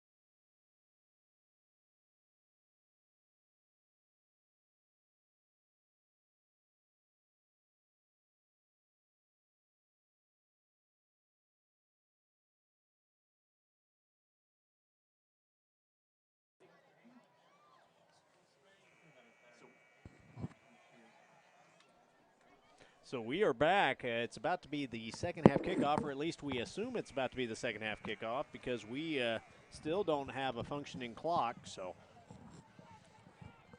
Brad Bentley, Jared Morris, and Bobby Alexander, first half all CCS, leading 14-0 at halftime. So Davis looks to get something going here. They will receive the second half kickoff. Yeah, you saw a lot of, we could probably, I definitively think we could count the mistakes made by the Royals on one hand. Yeah, played a really clean first half. A couple of penalties maybe, the one fumble, but all in all, a really good half played by this Royal team. Really showed why that, they finished the season as well as they did. Davis really couldn't get anything going offensively. Had that one good drive that ended in a turnover, but just almost kind of seemed like they're spinning their tires a little bit. So we talked about, Davis's goal here is really to control the clock, and it was really CCS that controlled the clock. Davis with 3 first half possessions, only one really was a threatened, and that one ended in the fumble. So again, this is an opportunity for Davis to get back in this ball game if they're able to possess the ball, put some points on the board. Again, after a first half that was really controlled by CCS, the score is still very much within a reach at this point. It's only a 14-0 ball game. Trying to kind of scan the far side over there to see if I see Drew Parks anywhere on the sidelines. I do not see him yet. Yeah, and his injury looked pretty bad, so hopefully he is okay. Again, they're in this they've kicked onside or shallow onsides 2 times here, so I wouldn't be surprised to see it again. And again, another onside kick, this one fielded by Justin Eidelman right at the 50-yard line. So the one thing I can say about Davis is, 2 of their 3 possessions, they had really good field position. One of them started at the 47-yard line. The other one started at the 44-yard line. This one's going to start at the 50. So unable to take advantage of that good starting field position in the first half. We'll see how they do here. So a little side note, we had one of our media guys almost playing a little reporter here for me. Told me he saw Drew coming out of halftime there. Had that. It actually wasn't his knee. It was actually his ankle that was all wrapped up, ice, and everything. So good to know that it's not his knee, but downside is that, yes, he is injured and probably won't be back this game. So Dulaney here under center in the flex bone formation again. Dulaney, handoff goes to Britt underneath. Again, blown up by 57. The defensive tackle just had nowhere to go. Josh Bortbaum. Again, that's going to be a loss of 2 on that first down play, and that is not how you want to start your first snap of the second half. Well, we've talked about our guys getting through that line, but only getting a hand on somebody. We're talking about that 75 of the Royals there. That he's big enough. He gets an arm on you, he's gonna bring it down. Especially guy, Jake Brett's size. Jake's not real big, sure, but that guy just be able to get a arm out there and kind of pull Jake down. So here we go. Dulaney back under center. This time more of a heavy look, and again, played very well by CCS. Nowhere to go there, and it's going to bring up a 3rd and Royals long. defense there is a really good flag, push. and I think that flag is going to be a personal foul on the Royals here. We kind of talked about this. They're calling it against Davis, it looks like, or at least that's the indication here. I want to see what they're actually calling. I don't know how they're going to call that against Davis. Maybe it's something I didn't see, but personal foul on the offense. I have no idea what that call was on. I don't know what they saw there. I saw the Royals player get up, pretty emphatically. Kind of celebrate a little bit. So maybe there was something that was said in the huddle there. Unsportsmanlike conduct charged against Davis. That'll bring him back. So that's going to bring up a 3rd and a mile. Third and a lot after that 15-yard penalty. So it looks like a 3rd and about 25. Yeah, it's all the way back to their own 30-yard line.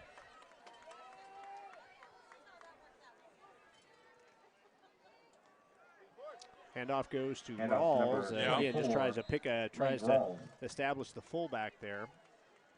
He'll be tackled by number 27, Will Clemens. You know, I'd really like to see us go back to kind of establishing the fullback earlier in the series, too. You know, we've tried to go outside a couple times on him, kind of run some misdirection. I really want to see us go back to establish the fullback and then go outside.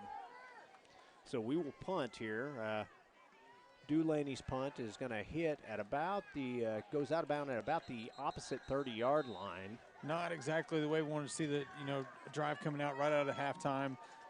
Really going to need the defense to step up big here and make a stop. So CCS's first drive of the second half, and again, we do not have the clock, so we will not be able to give you an update on the clock itself. No, and those of you watching at home, try to bear with our laptop operator, Bryant Ward. He's going to try to keep up with the white hat as much as possible, where we're hopefully somewhat close, but. So Davis trailing 14-0. This will be CCS's first possession of the second half. Again, Davis defense needs to get off the field here. Yeah, absolutely. We're going to need to stop. We're going to have to put somebody on that number 15. He's kind of eating us, having us for lunch today. So it looks like Davis is going to come back in more of their traditional look. Four, just like they did in the first series, goes directly to the outside receiver there. McGahey in coverage drops him after about a 5-yard gain. But again, that play looks familiar because that's how they started the first half. The first two plays we saw the first half. I'd like to see, with it being, the score being what it is, I'd like to see those defenders start trying to get a hand in there and work that ball out.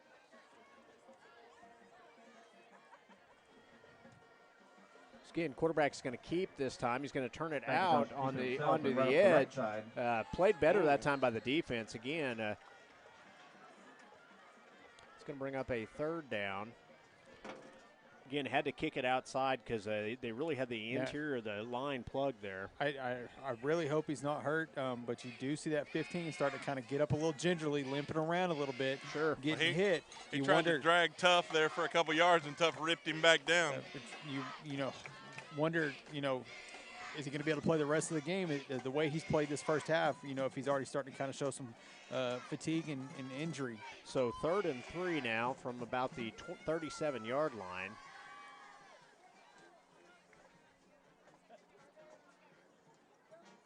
Handoff goes to the tailback here. Tailback just squirts through the line there again. Right down the middle, he'll be tackled by Jake Britt. Britt in on the tackle, but not before they pick up a good first down. Ball's going to be spotted at about midfield for CCS. 1st and 10.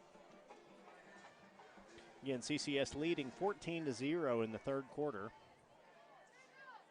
Trips formation now to the near side of the field. Single receiver to the opposite side of the field. Davis back in that two-back look. Passes, goes out to the running back, able to pick up what he can. I like that play. It really makes you kind of pick your poison there. Either you're going to shut down the quarterback's running lane or you're going to pick up that tailback. There is a flag down, so let's see what the call is here. Again, kind of a sloppy second half so far.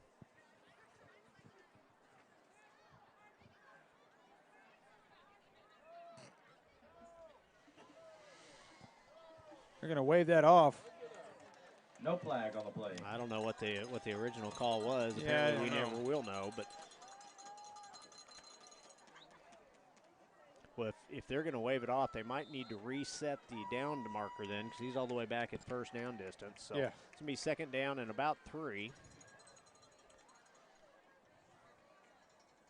It'll be 2nd down and 3 for CCS. CCS at the 42-yard line.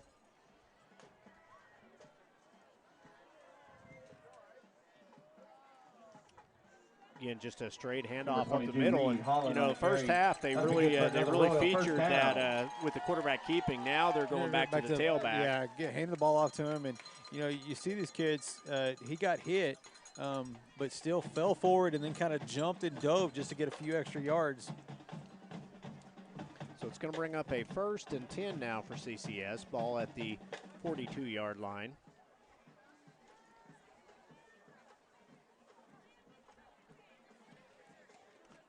This time quarterback is going to keep. Played that time pretty well by Claxton.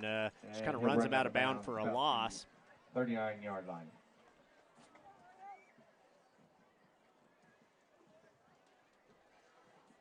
Again, loss of about, well, I thought it was a loss more than what it was apparently, but. Yeah, it looks like about 2 yards there. Yeah. So it's going to bring up a second and about 12.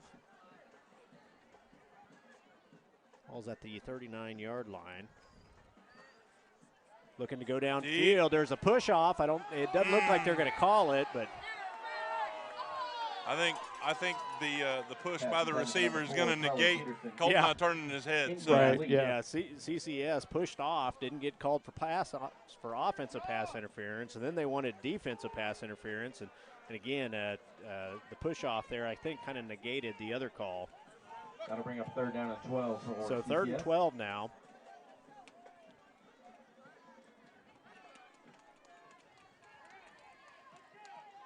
Again, the Davis defense kind of tightening up here, and this is what we need to see. 3rd and 12. It's a big down here. Drops back, looking to throw again. This time he's going to throw underneath the 7. By number 7, Callum Montgomery. He's going to be short of the first down, but it's going to be good positive yardage. It's going to bring up I think it's going to bring up a 4th and about. That'll be good for a Royal first down. They gave him the first down, Brad. They gave him the first down. Man alive, what a spot. That's a heck of a spot. That was about 4 yards short of the first down, but apparently the official did not see it there. Wow.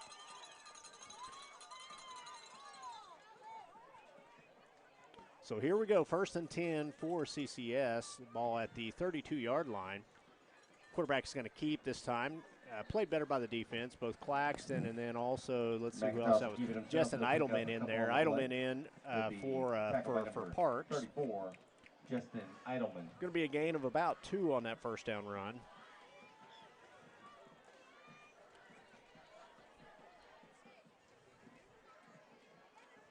Quick pitch goes out to the out in number 7, Callum Montgomery. He'll break the first tackle. Montgomery catches it, and he pays the price there by Hammonds, but not before the first down. I was going to say, not before you got past those sticks. And, we saw a lot of 4 the first half. Now we're seeing a lot of this. I believe that's number 7, right? Mm-hmm. Seen him in the last couple of plays. But both of them good receivers. And that's a Royal first down. So 1st and 10 for the Royals. Ball's going to be spotted at what looks like what do you think that is, the 17-yard line, 16-yard line? Looks about like it. 16, I'd say. So 1st and 10 for the Royals. Trips formation to the near side, single receiver to the opposite side.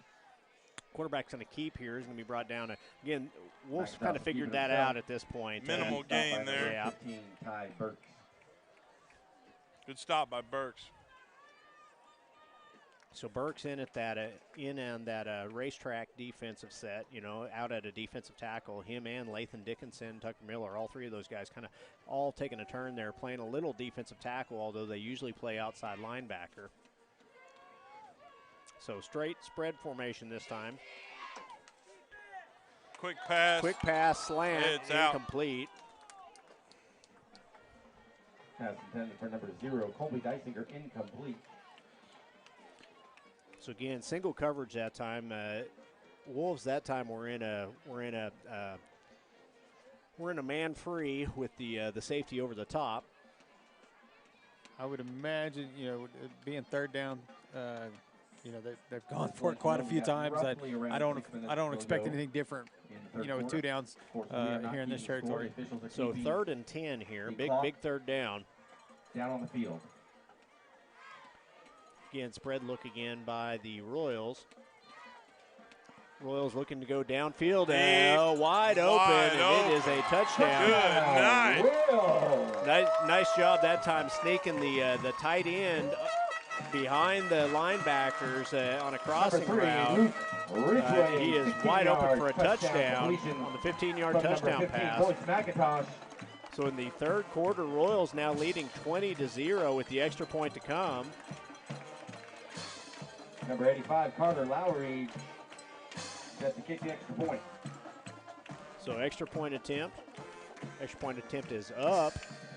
Again, it is good. And like good. That, CCS now leads 21-0. CCS, 21. We will take a real quick break. You're listening to the Ground and Pound Wishbone Show. We'll be back.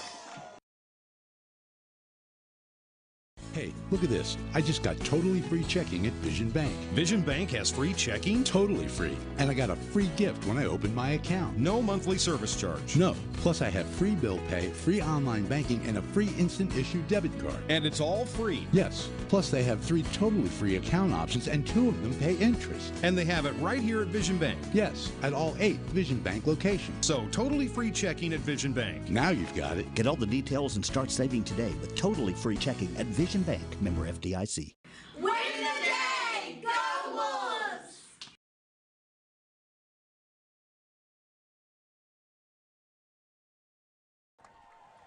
So we are back.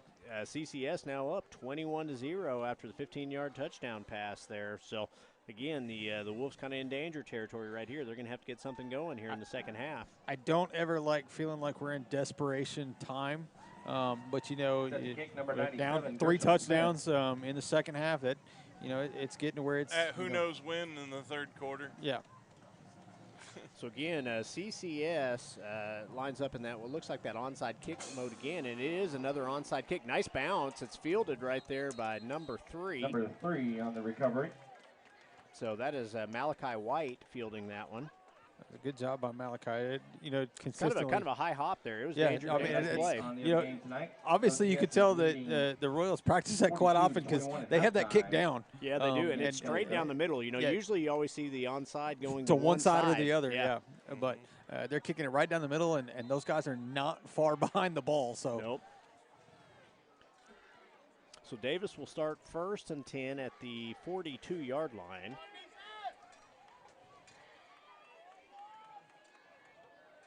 The hammer. Okay, there we go. That's what I want to see more of right there. Establish the fullback, make them commit to that, and then start pushing it back outside. So, and again, that's exactly what you want. About 4 yards on that first down play.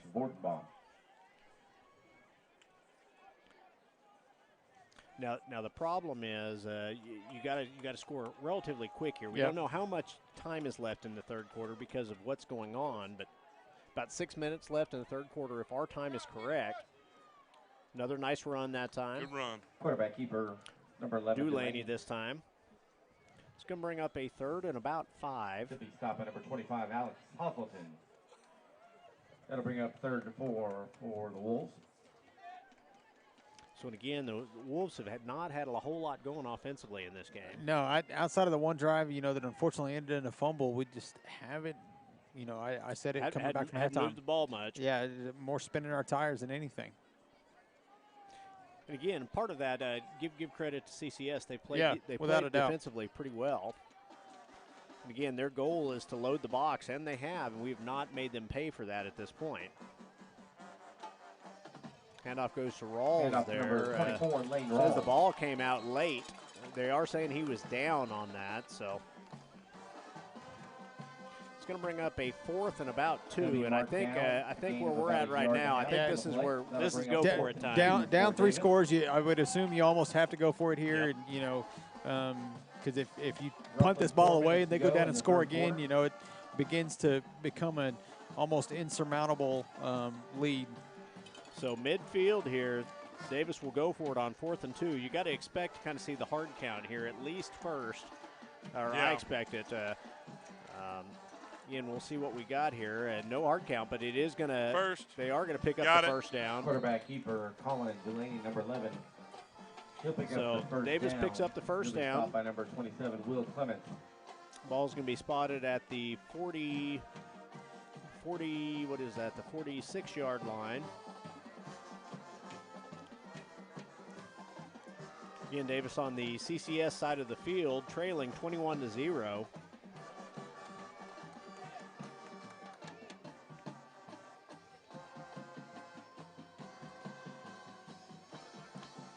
Handoff goes to Rawls.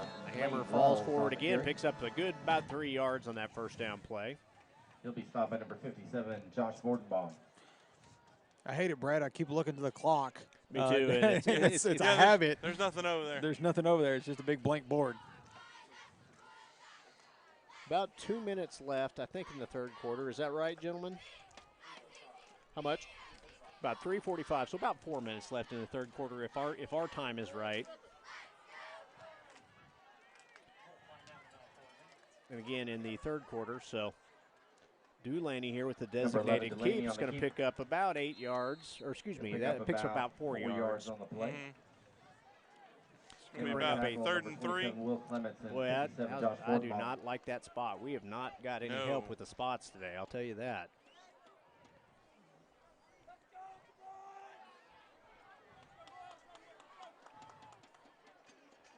So again, the Wolves facing a 3rd down and about 2 yards on the 39-yard line of CCS, trailing 21-0 in the third quarter. Quick pitch out on the edge here. Again, number 8, Lathan Dickinson. Dickinson picks up what he can. You know, loss of about 1. You know, I don't like that play call, man. Unfortunately, you know, they were loading up against the run, so I understand it, and we still do have 4th down here where we're going to go for it. But I would right now we're beating them up the middle. Yeah, I would have liked to continue what we were doing up front right now. But again, that's me being an armchair quarterback. It's a whole lot easier when we were watching after the play and said, "Oh, this should happen." Anyway, it works. Dulaney is in the open field. So Dulaney is going to get down to about the 18-yard line, picks up a 1st down on that 4th down play. That was a good job by Colin to recognize where he could, you know, get some open space and getting up there and getting some good positive yards.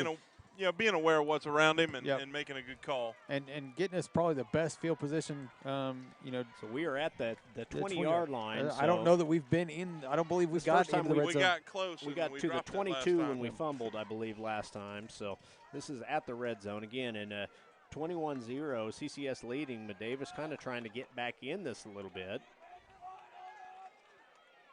So they go back underneath. Nice play call that time. That was number Tucker Miller there on the misdirection back underneath. It's going to pick up. And again, we talked about this run game. You know, it's starting to pay some dividends. We're going to have that continue into the 4th quarter. And then we're going to have to do something defensively. Yeah, absolutely. You know, we can go down here and score, but we're going to need defensive stops. It'll be 1st and goal. So 1st and goal for the Wolves, trailing 21-0. They're at about the 6. Dulaney is going to keep. He's going to get down to about the 1. Mm-hmm. So again, Davis threatening here at about the. They're going to actually spot him at the 2. I'm not real happy with that spot, but it'll be 2nd and goal from the 2-yard line. That's just us seeing it from up here. So that's true. We don't necessarily have the best angle where we're calling from. That is true. I'm thinking hammer right here. Dulaney, that's a designated keep. And wow, and he just breezed right through there. 2 yards. So there we go. So, you know, we get on the board. We're back down to 2 scores, which is it's great. I'm glad we got on the board here. But what we need is defensive stops. That's exactly right. We're going to have to stop their offense. So 21-6 now with the extra point to come. Justin Eidelman back to kick the extra point. Snap is down. The kick is up. Let's see. It looks good, and it is good. So just like that, it is now 21-7. Let's see if we can get kind of an update on where we're at time-wise in the third quarter. CCS 21, Davis 7. Looks like if this is right, guys, we got about a little over a minute to go in the third quarter. Now 21-7. And please bear with us. That is our best purely guess. Speculation based on our clock. You know, we're doing our best. So no pressure, Bryant Ward. We're making him try and keep up with the white hat here. Yeah. So we've got somewhat of a time clock where we can figure out what's going on. So now you've seen CCS kick on sides the last 3, each time they've kicked off. So do you, what would you guys like to see? Would you like to see us kick on sides? Oh, you're going to put me on the spot here, Brad. You know, I'm always for kicking the ball deep, you know, and playing defense. But right now, their offense is kind of having their way. So we've got some momentum. This is an opportunity if we're able to recover to kind of build off of that. Man, so I'd kick an onside kick. I think I would try as well here. Because you're going to have to stop them no matter whether you give them a short field or a long field. Doesn't matter. Now it looks like they are setting up to – it looks like they're I'm assuming that is their hands team out there, because I don't see a lot of big guys on the front line there. No, So. And what I would expect from a team that constantly kicks onside kicks Yeah. is they probably prep for getting them right back at them. Sure. So, and again, there's one man deep, which is 24, which is the young man we talked about earlier. Yep. And then everybody else within within about 15 yards of the line of scrimmage. So. And you see quite a few to that far side over there. So, and it looks like they are going to attempt to kick onsides, and they do. Just a little too much mustard on that one. It goes out of bounds. But again, a good job by the Wolves there of having an opportunity to make a play on that. At least giving themselves a chance. I don't know. I could see calling that either way, kicking it deep or going for the onside kick there. I get the onside kick call. I'm okay with that, but unfortunately, we did come up with it. I'm of the same opinion in that I don't know what the right call is there. Yeah, I'll be honest with you. I don't know if you're better off playing defense, but again, our defense has struggled. So it's I think I would probably still kick onside there myself if I have the option. So CCS will have the ball at midfield, again leading 21-7. Really, I'd like to see Cody or Cody Caraway or Colton McGahey coming up with one of those big pick turnovers right now. That would be best case scenario. So the Wolves got a bunch of speed up front. Handoff goes to the tailback. Tailback, nice cutback that time, but it looks like he's going to go out of bounds. Man, there was a big hold right back up here. I'm kind of, don't really understand how we didn't get that call there, but anyway it works. They're going to get all the way down to what looks like it is now the start of the fourth quarter. They're going to have the ball at the 29-yard line, 1st and 10. I did not see the hold out on the edge, but again, your eyes aren't as good as they used to be, Brad. Well, it's okay. Oh, okay. Brad's old. Yep, it's okay. It happens. So 21-7, start of the fourth quarter here. And again, we're going to do our best. So let me check with our time guys. So did you guys have about the same time that we had? 1 minute off is where we were on that last one. So again, Bryant doing the best job he can over here, trying to keep up with the clock. But it is 21-7. CCS in deep Davis territory right now at the 30-yard line.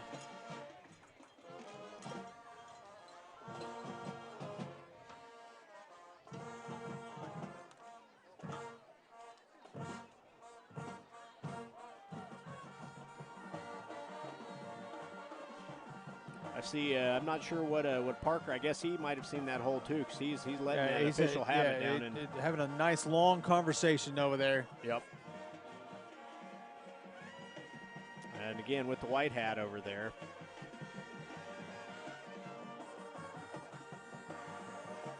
The Royals looking for their first playoff win in school history. And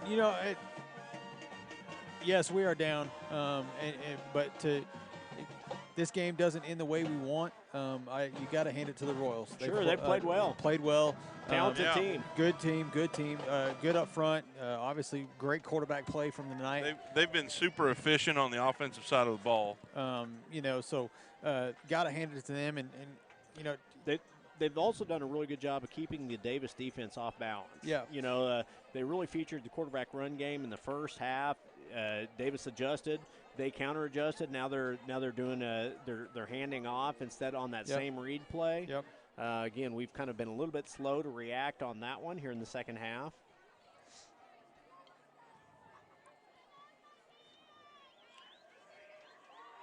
But regardless of what happens here tonight, I'm seeing some glimmers of Davis in the past. You talked about a couple of games ago against that Frederick team, who I think a lot of people thought that Frederick was the better team, but our Wolves fought like what we're used to seeing in our Wolves, and so a lot of things look bright for the future for the Wolves. So we've got a fourth quarter to go here. They come out quick. That's going to be a penalty. Yep, that's false start on the offense.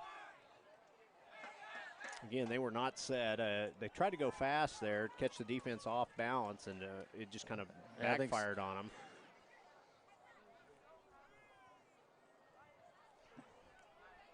So it's going to bring them back.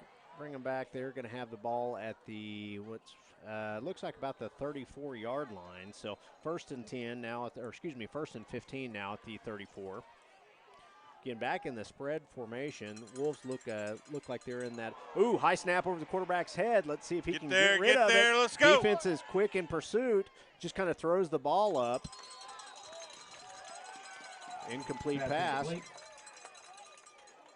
Nice job by the quarterback there, just trying to get rid of the ball because he had 3 defenders right on top of him. So, yeah, you got to hand it to that kid to go get that ball and have this, sound football acumen to pick it up and throw it out of bounds like that. I don't think that ball bounces as favorably on grass either. No, it doesn't. No, not at all.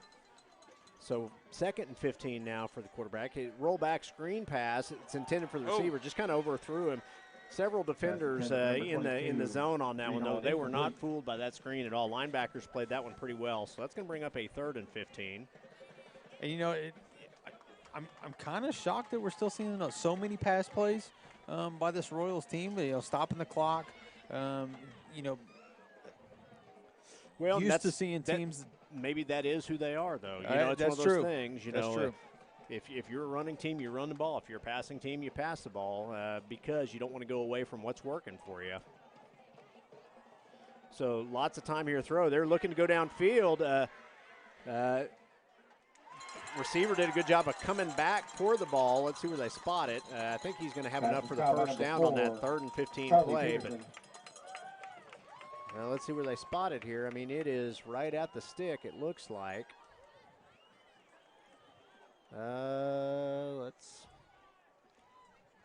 It is a first down. I'll tell you what, it looked like it was going to be at the stick, and then they moved it about 2 yards past the stick. I have not been a very big fan of this officiating crew. It's not the reason the Wolves are getting beat. No, not at all. But you still got to. Handoff goes number 22. 22 gets down within the 10-yard line. It'll be brought down by number 34, Justin Eidelman. So again, the CCS with a 1st and goal now, leading 21-7 and threatening again here.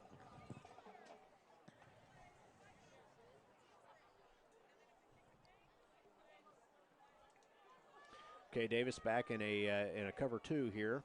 They're going to spread out now. Still looking like they're either in a cover 2. Quarterback's going to keep here. McIntosh will keep it himself. Picks up a couple there. It's going to bring up a 2nd down. Gets down to about the 5-yard line, and that is going to be a first down. So it is a 1st and goal now at the 5.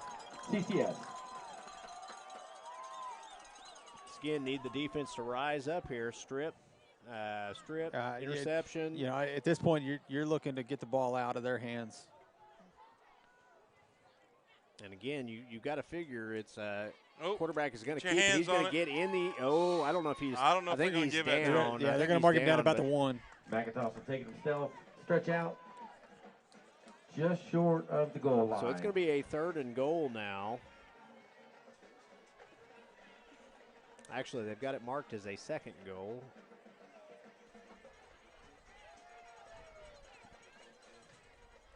So CCS leading 21-7. Looking to add to that. The pass is out in the flat, and he saw it. It is a touchdown. Yeah, he got his hand across. Yeah, nice play that time. Yeah, it's good. From McIntosh to number 3, Luke Ridgeway. So now that really puts pressure on the Wolves, now trailing 28-7 in the 4th quarter. Yeah, let me check with our producer here and see kind of what he has from a time perspective. How much do you have left in the game, Mr. Ward?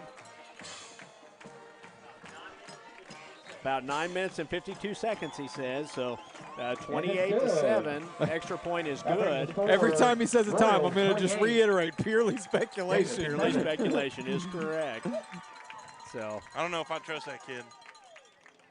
I don't know. Here we go. Have you seen his hair? I wouldn't trust him. It's kind of poofy. Yeah. It is kind of poofy. That is true. Unofficial time, we have a just under 10 minutes to go in the fourth Okay, quarter. so the unofficial time said just under 10 minutes. Pretty So dang look at that. close. Good job, Mr. Ward. We'll give you credit. Poopy hair, no, that was pretty close.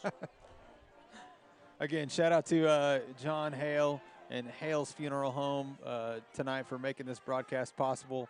You know, the students of the Wolf Media working hard to bring you the game.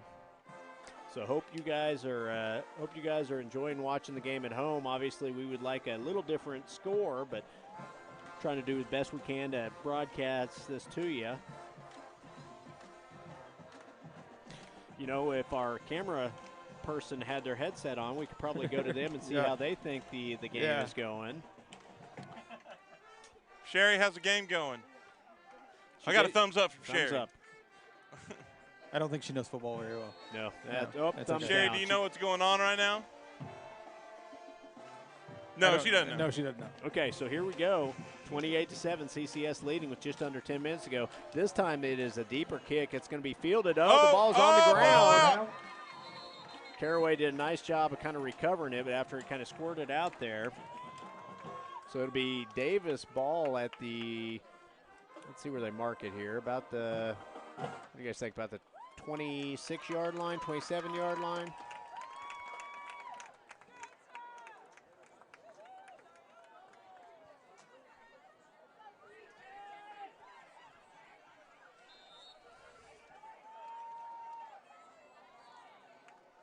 So here we go. The Wolves this time back out in the flex bone formation. One receiver to each side. Handoff goes to the tailback the fullback that time, Rawls. Rawls picks up about 2 yards on that carry. He'll be stopped by 75 Harry Schumann. Gonna see if I can we got a Wolf down there. Looks like it may be 75 Gavin Moore, but I'm not quite sure. No, 75 is Connor Moore. Connor Moore, I'm sorry. Excuse me. Yep, no problem. That's about the third time I've done that this year. Again, looks like he is down on the field. While we do that, let's see if we got any other Garvin County scores we can provide here. See what's going on with the Sulphur Bulldogs. Again, Moore being that is actually Colby England who's being transferred off. Sophomore. So just looking at the Sulphur game. Sulphur trailing 22-7 in the fourth quarter.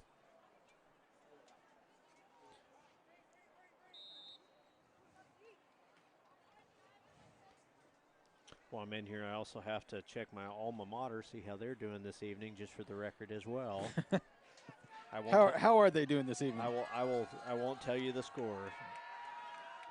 They are leading 46-7 at half. Wow. But just for the record, the team they are playing, they have already played once this year. And they beat them 70-7. So I've got a feeling that they may be victorious. But the Tigers are winning. Looks good. Go Tigers. So here we go, Wolves, 27-7. Wolves trying to get back in this game, facing a 3rd and about 8 from the 30-yard line.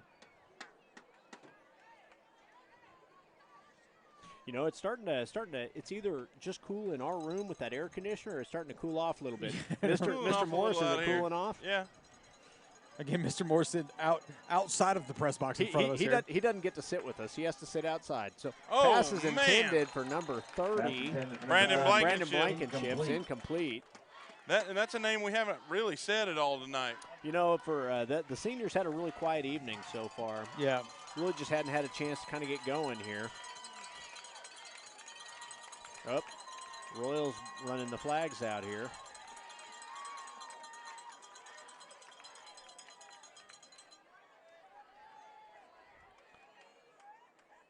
I think that was a subtle shot to the Wolves flags in the end zone. I saw him checking it out earlier. But okay, so the punt is going to come down at about the 40-yard line. Well, it's been kicked now. Let's see who kicked it. But ball's going to be spotted at the 41-yard line, so CCS will take over at the 41.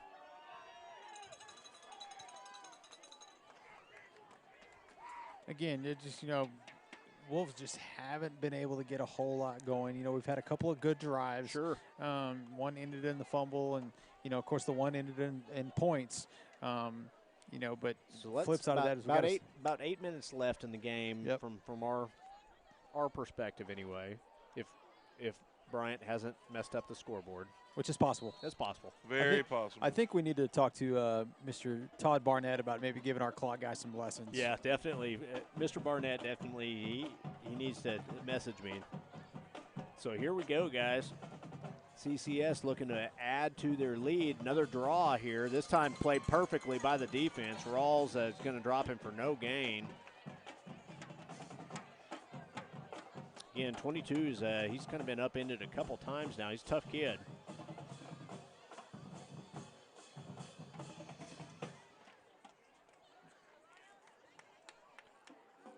So CCS.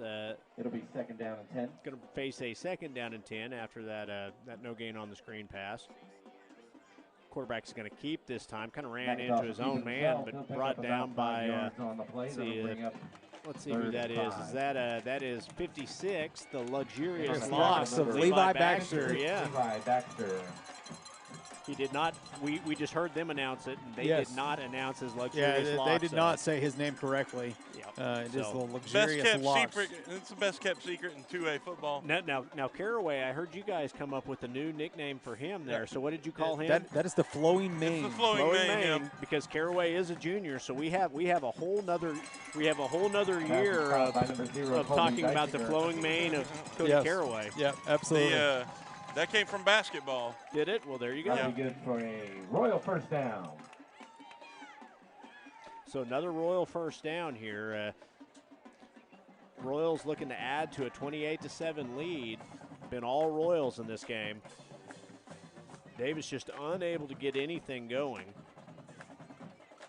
So trips formation to the far side of the field, single receiver to the near side. Quarterback in the shotgun. Quarterback just hands off to the tailback. Tailback with some room to run. Gets down to about the 28-yard line.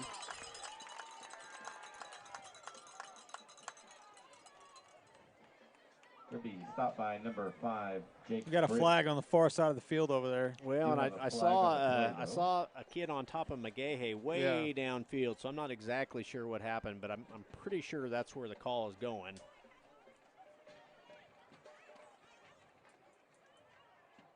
I know Colton got up kind of like, hey, are you not going to throw a flag on this? Yeah. So let's see what personal foul offense. And again, I think that's kind of where it was at. I don't know who else they're going to call it on. But bring that play back.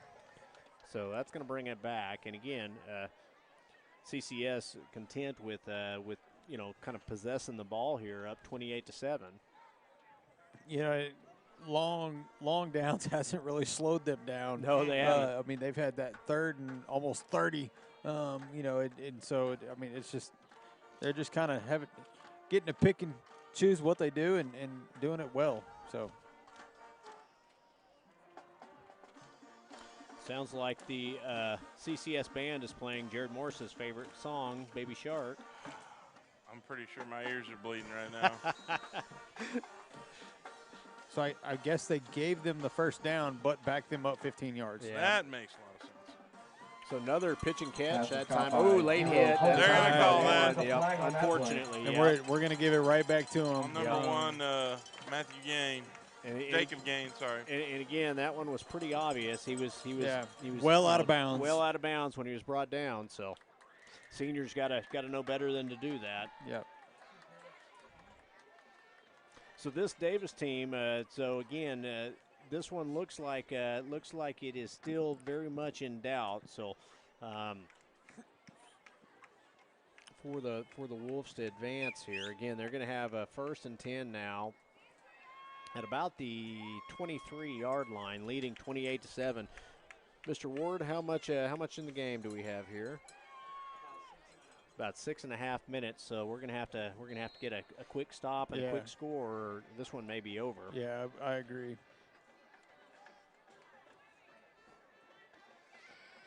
Again, quarterback's going to keep here. Played pretty well that time by both Baxter and Claxton in on the tackles. Or in on the tackle. In on the tackle, number 59. I noticed Baxter's kind of been holding his wrist a little bit there. I don't know if he kind of got that sprung a little bit, but He's shaking it some. His wrist, his hand, somewhere right in that. He's played a lot of snaps, so. So Baxter, again, a junior, so we'll have him back next year. That'll give him another year for his hair to grow longer. Yeah, I heard he's in talks with Head and Shoulders. Is he? Well, there you go. He could be a modern-day Troy Polamalu. Ball's intended there. Good coverage that time. Bracketed coverage by the safety over the top. Charlie Peterson, incomplete. So if nothing else, he can always be our Troy Polamalu, right? Yeah, absolutely. Absolutely. Okay. Or who is I guess the most current Head and Shoulders is actually the Kansas City Chiefs' very own quarterback. Patrick Mahomes. Oh, I'm sorry. No, it's still Polamalu. Okay. Like that's just the way it is. So, I can only hope that all of our players continue to let their hair grow until next year. Caraway. That's the big deal. That's what's important. Oh, there's a tunnel screen this time intended for zero. Again, going to be a short gain here on this. It's going to bring up a 4th down and about 5 now for CCS. So I've got a couple of people texting me asking me how much time is left. Yeah. Well, we're basing that off of pure speculation. Hey, could you ask? Maybe they could tell us the answer to that. Yeah, that's possible. So, Mr. Ward, how much time do we have left here? About 5.5 is our guess. Minutes, that's pure speculation. And it is a guess. So 5.5 minutes left is what we have. 28-7, CCS leading, facing a 4th and 5 from their own, from the Davis 18-yard line. It looks like. I don't know what we've got going on here. I don't know what we're doing. They So look like they were letting the clock tick, and then they call timeout. So with that, why don't we also take a timeout real quick? You've been listening to the Ground and Pound Wishbone Show. We'll be back. Everyone knows that breakfast is the most important meal of the day. You need something good to kickstart your morning. Donuts has a variety of coffee beverages, donuts, and my personal favorite, pig in the blankets. They even have a built-in drive-thru or an inside dining area. Donuts is located on Main Street. They are a proud sponsor of Davis Public Schools.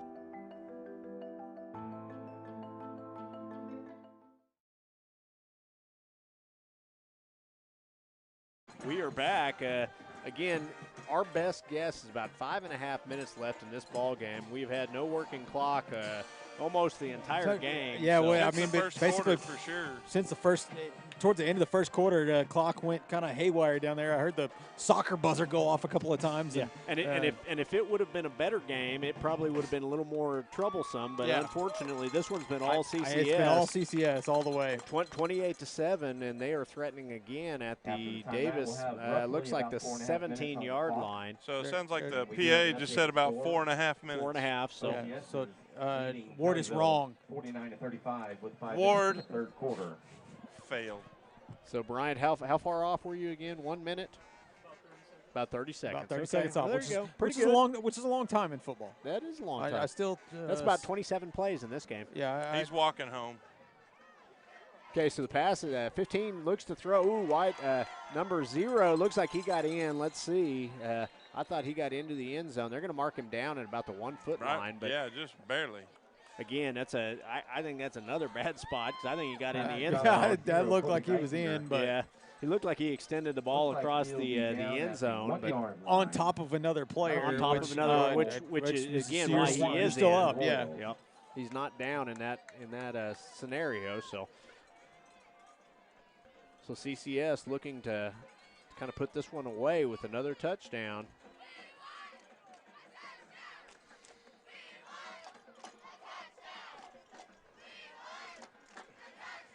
So quarterback is going to keep. His own man got in the way there. He's hit at the line of scrimmage, but let's see, a touchdown.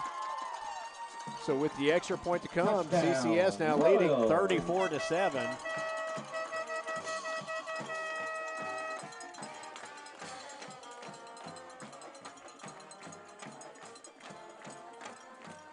So the extra point to come here.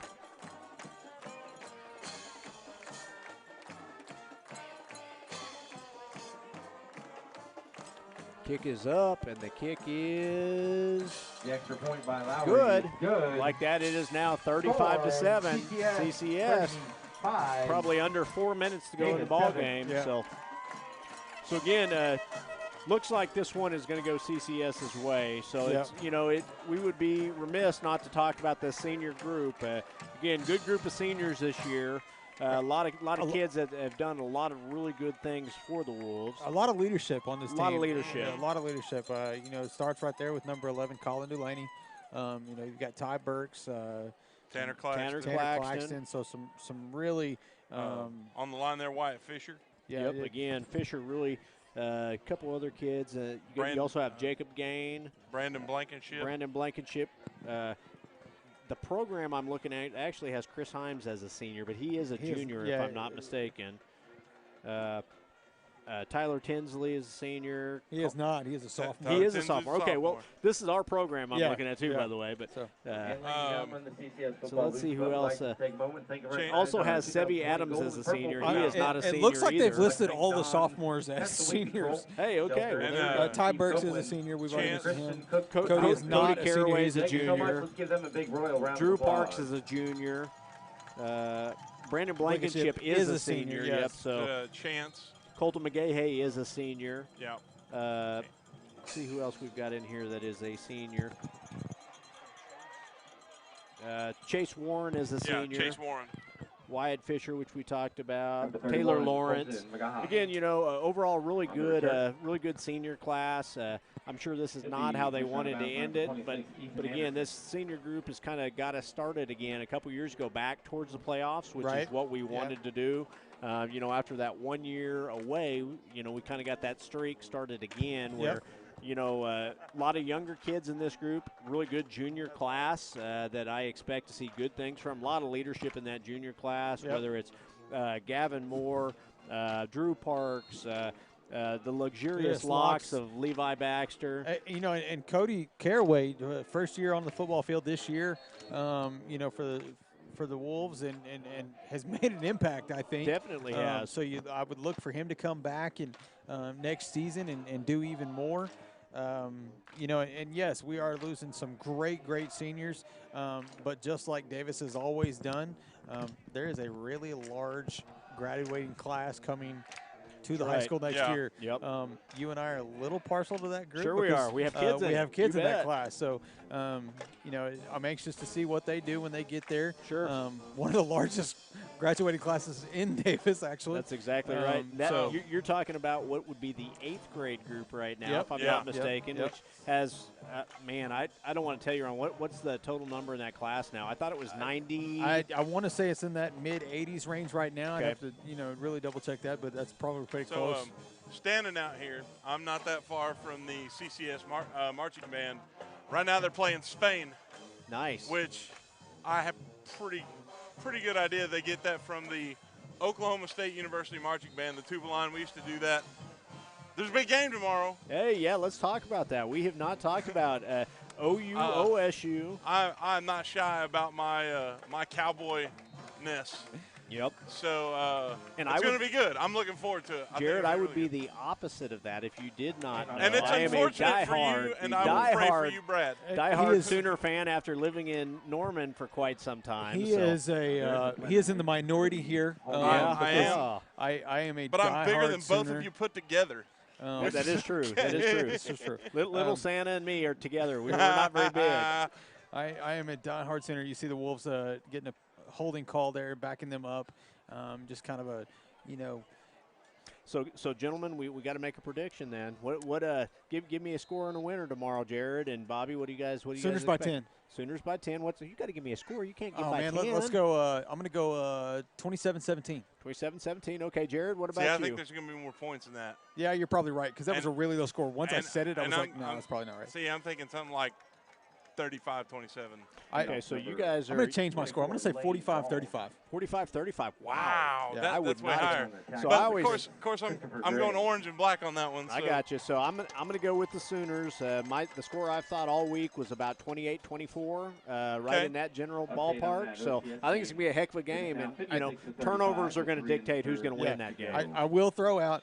We got one of our students back here, Duncan Harness, who's an avid football fan. He's actually calling the Pokes by 3. Is he? Yeah. And you know if I could give you a score, I'd give you an A. Hey, and we've got to mention Duncan too. He's got a cool new patch on his letter jacket. he actually got his letter jacket and actually has a media patch. Got a media patch. The first ever media patch. First ever media patch. We appreciate the support. If only it had an esports patch too, then it would be even better. So someday. So we've had a lot of fun this year, guys. I hope you guys have enjoyed the broadcast. Again, this is the first year that Bobby, myself, and Jared, all three were on the line together. We got to do one game last year together, and it kind of led us to go ahead and run with it this year. I've had a lot of fun with you guys, even though I've been out for 3 or 4 games. Been in the med tent 34% of the season, but other than that, I have been. In on the tackle, number 23. So again, we've enjoyed bringing the games to the Wolves Nation this year.